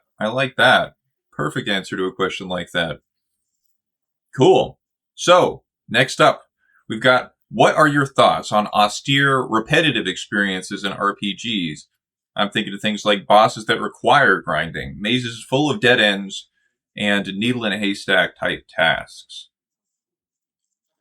I believe that one is from Blue Quark, who is a longtime mutual supporter on social media, who I don't actually know a lot about beyond our social media interactions, but whose questions and observations I've always found very welcoming. So I've got a personal affection for these things that I don't think I can defend in like game design terms. I don't think there's a deep reason for them. Well, I mean, I'm sure there is, but I don't think it's like a persuasive one. It's an idiosyncratic one, right? These kinds of things are fun for me, or at least I'm open enough to the the repetition that they entail, that I can find some meaning in them. I in the abstract, I think anything that causes us tedium or frustration that our impulse as designers is to do away with is worth like circling and looking at. Just like, well, like, let's not dismiss that completely. What kind of experiences are possible on top of that frustration if we hang on to them, right? Mm-hmm. And so I get something out of like Phantasy Star 2 has these enormous maze-like dungeons full of dead ends, full of like really long branches that don't go anywhere. That there's a lot to be said about Phantasy Star 2's mega dungeons, but they're very different from how we design dungeons now, right? They are a lot of work to ask the player to do, and I like these because you get to feel really deep in them, right? You get to be really deeply engaged with the physical topography of the dungeons, with the act of navigating them, and like again building a model of how these spaces fit together so you can get through it in one go. Yeah. As well as like the more times you fight a random encounter, or like the same enemy or the same group of enemies, the better you understand the like characteristics of that enemy, right? That doesn't always mean you have richer and richer experiences as you go. In fact, I think a lot of the times all the functional information comes to light right away. But the potential is there. Like if you can make those features relevant and provide circumstances of battle that let like edge cases come up, then you get to really exploit and refine and deepen that knowledge, right? This is how I feel about the Seventh Saga, where the when you fight something for the dozenth time, you might find that it behaves differently. That has some trick you didn't know about, or that that like your usual approach to fighting it doesn't actually work because of some interaction with like another enemy that wasn't there the last bunch of times you fought it, right? I think there's something for me that's really satisfying about getting deep into things, right? Like I want the feeling in RPGs of I want these pieces to matter, right? I want the particularities of my skills and my character's stats and enemy stats and skills behaviors to like be relevant to my experience, right? The biggest failure in an RPG for me is when I can just ignore what's happening, right? When like there's sure this enemy has 3 different attacks, but it doesn't matter what it actually does because I'm just going to mash attack and ignore it anyway, right? Right. I can't promise this would be the ideal in practice, but like in the abstract, the ideal of an RPG is like pure signal and no noise, right? I want every piece of the experience to be relevant in some way, right? And that can only happen with a certain degree of repetition, right? You'll never get there fighting an enemy one time ever. Having to try a boss multiple times until you get it is what allows you to discover all of those nuances and engage with them, right? Players of probably Dark Souls know this, or I don't know, Hollow Knight, which I haven't really played personally, but I've watched my boyfriend play. I've watched him fight these bosses in God's Home over and over again, right? And you get so attuned to just like the fine points of how these guys behave, right? And I think RPGs can get there to an extent where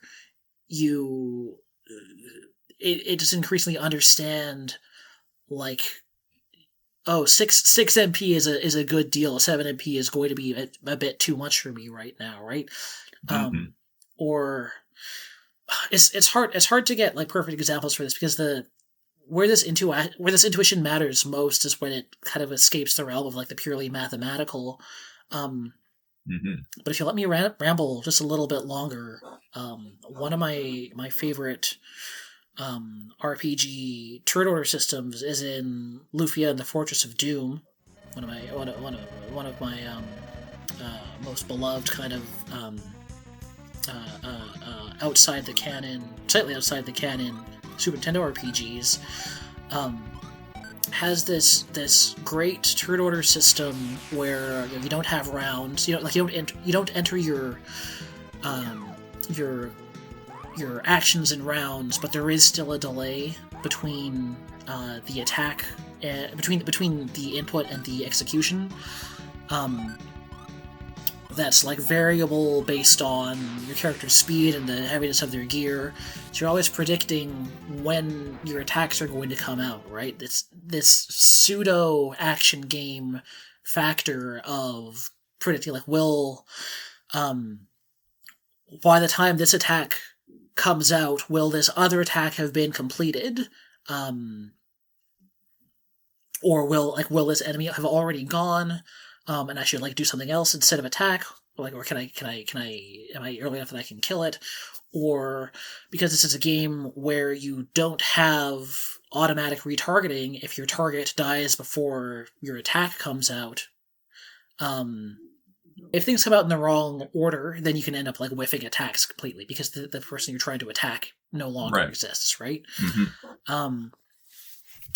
Which can be really frustrating if you mash your way through it and expect things to work out, but if you get a feel for how long different moves take to execute and how often each character's turn comes around, which I believe is also, like, it's not like everyone's saying number of turns. I think it's if you're speed based, you'll get slightly more actions.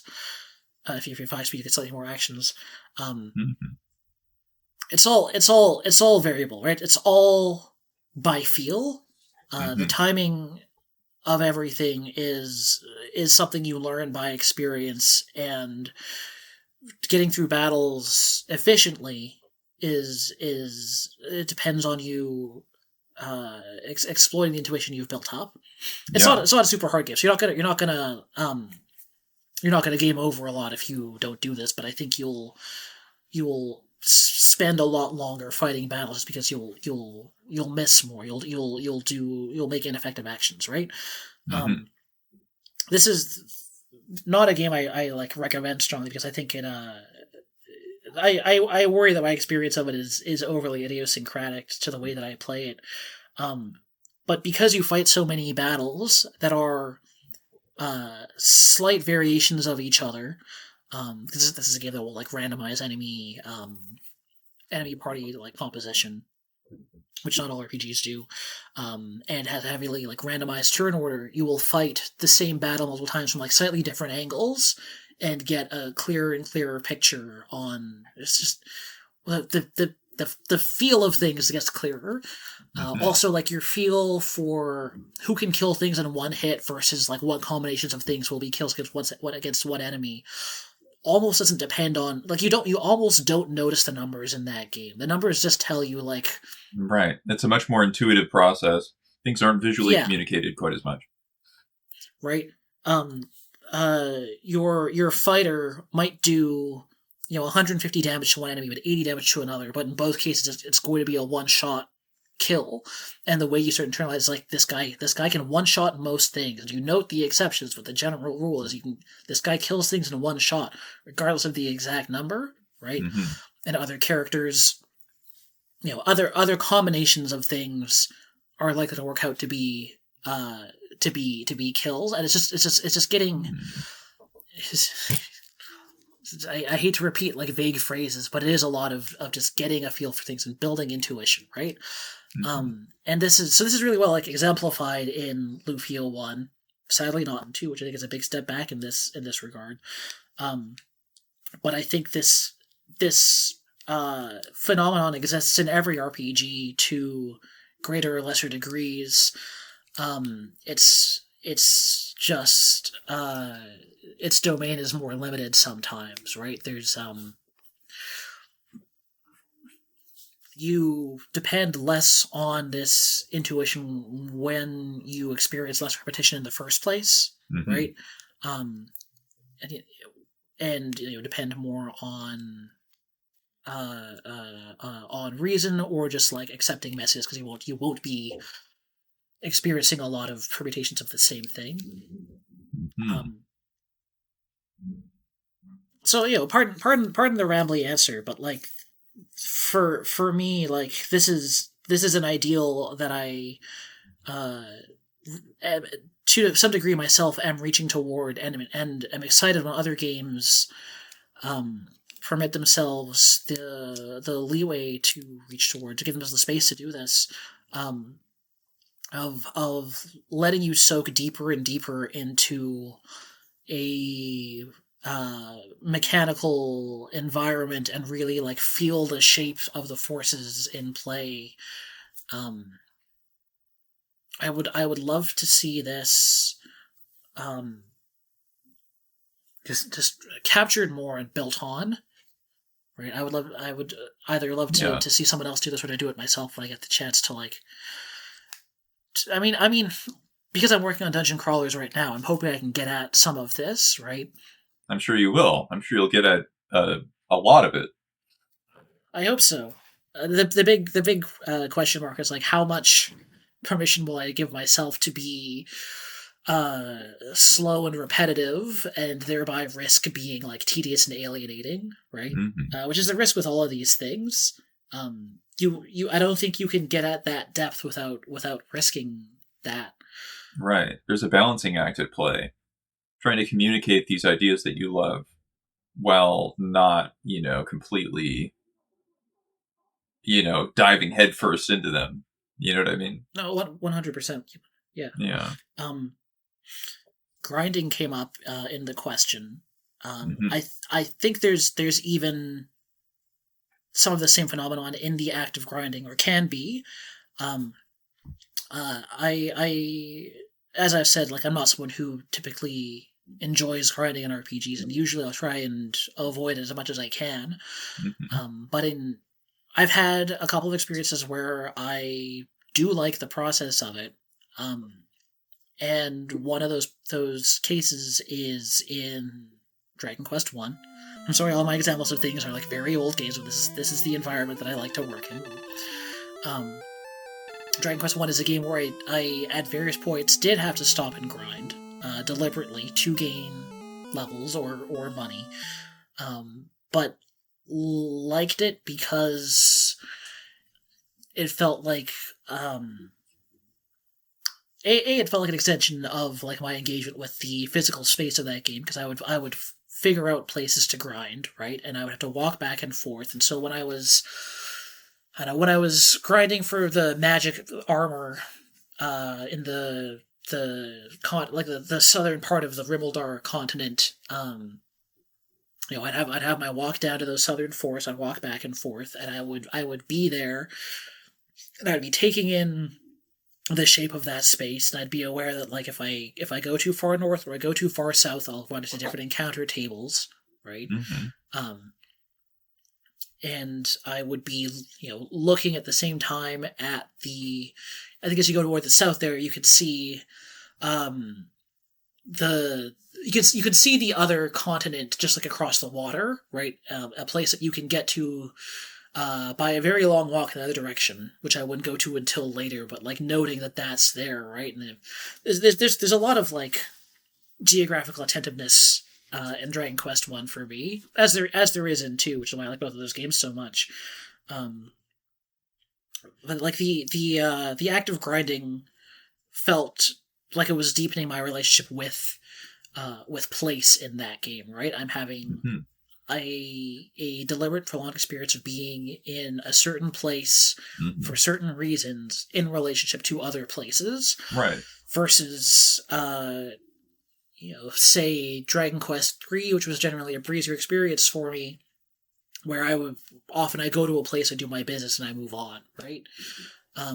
You can get pretty deep into some of these dungeon experiences in 3, but like on the overworld, you're not spending this amount of time either in one place repeatedly or like prolongedly as you are in 1 and 2, right?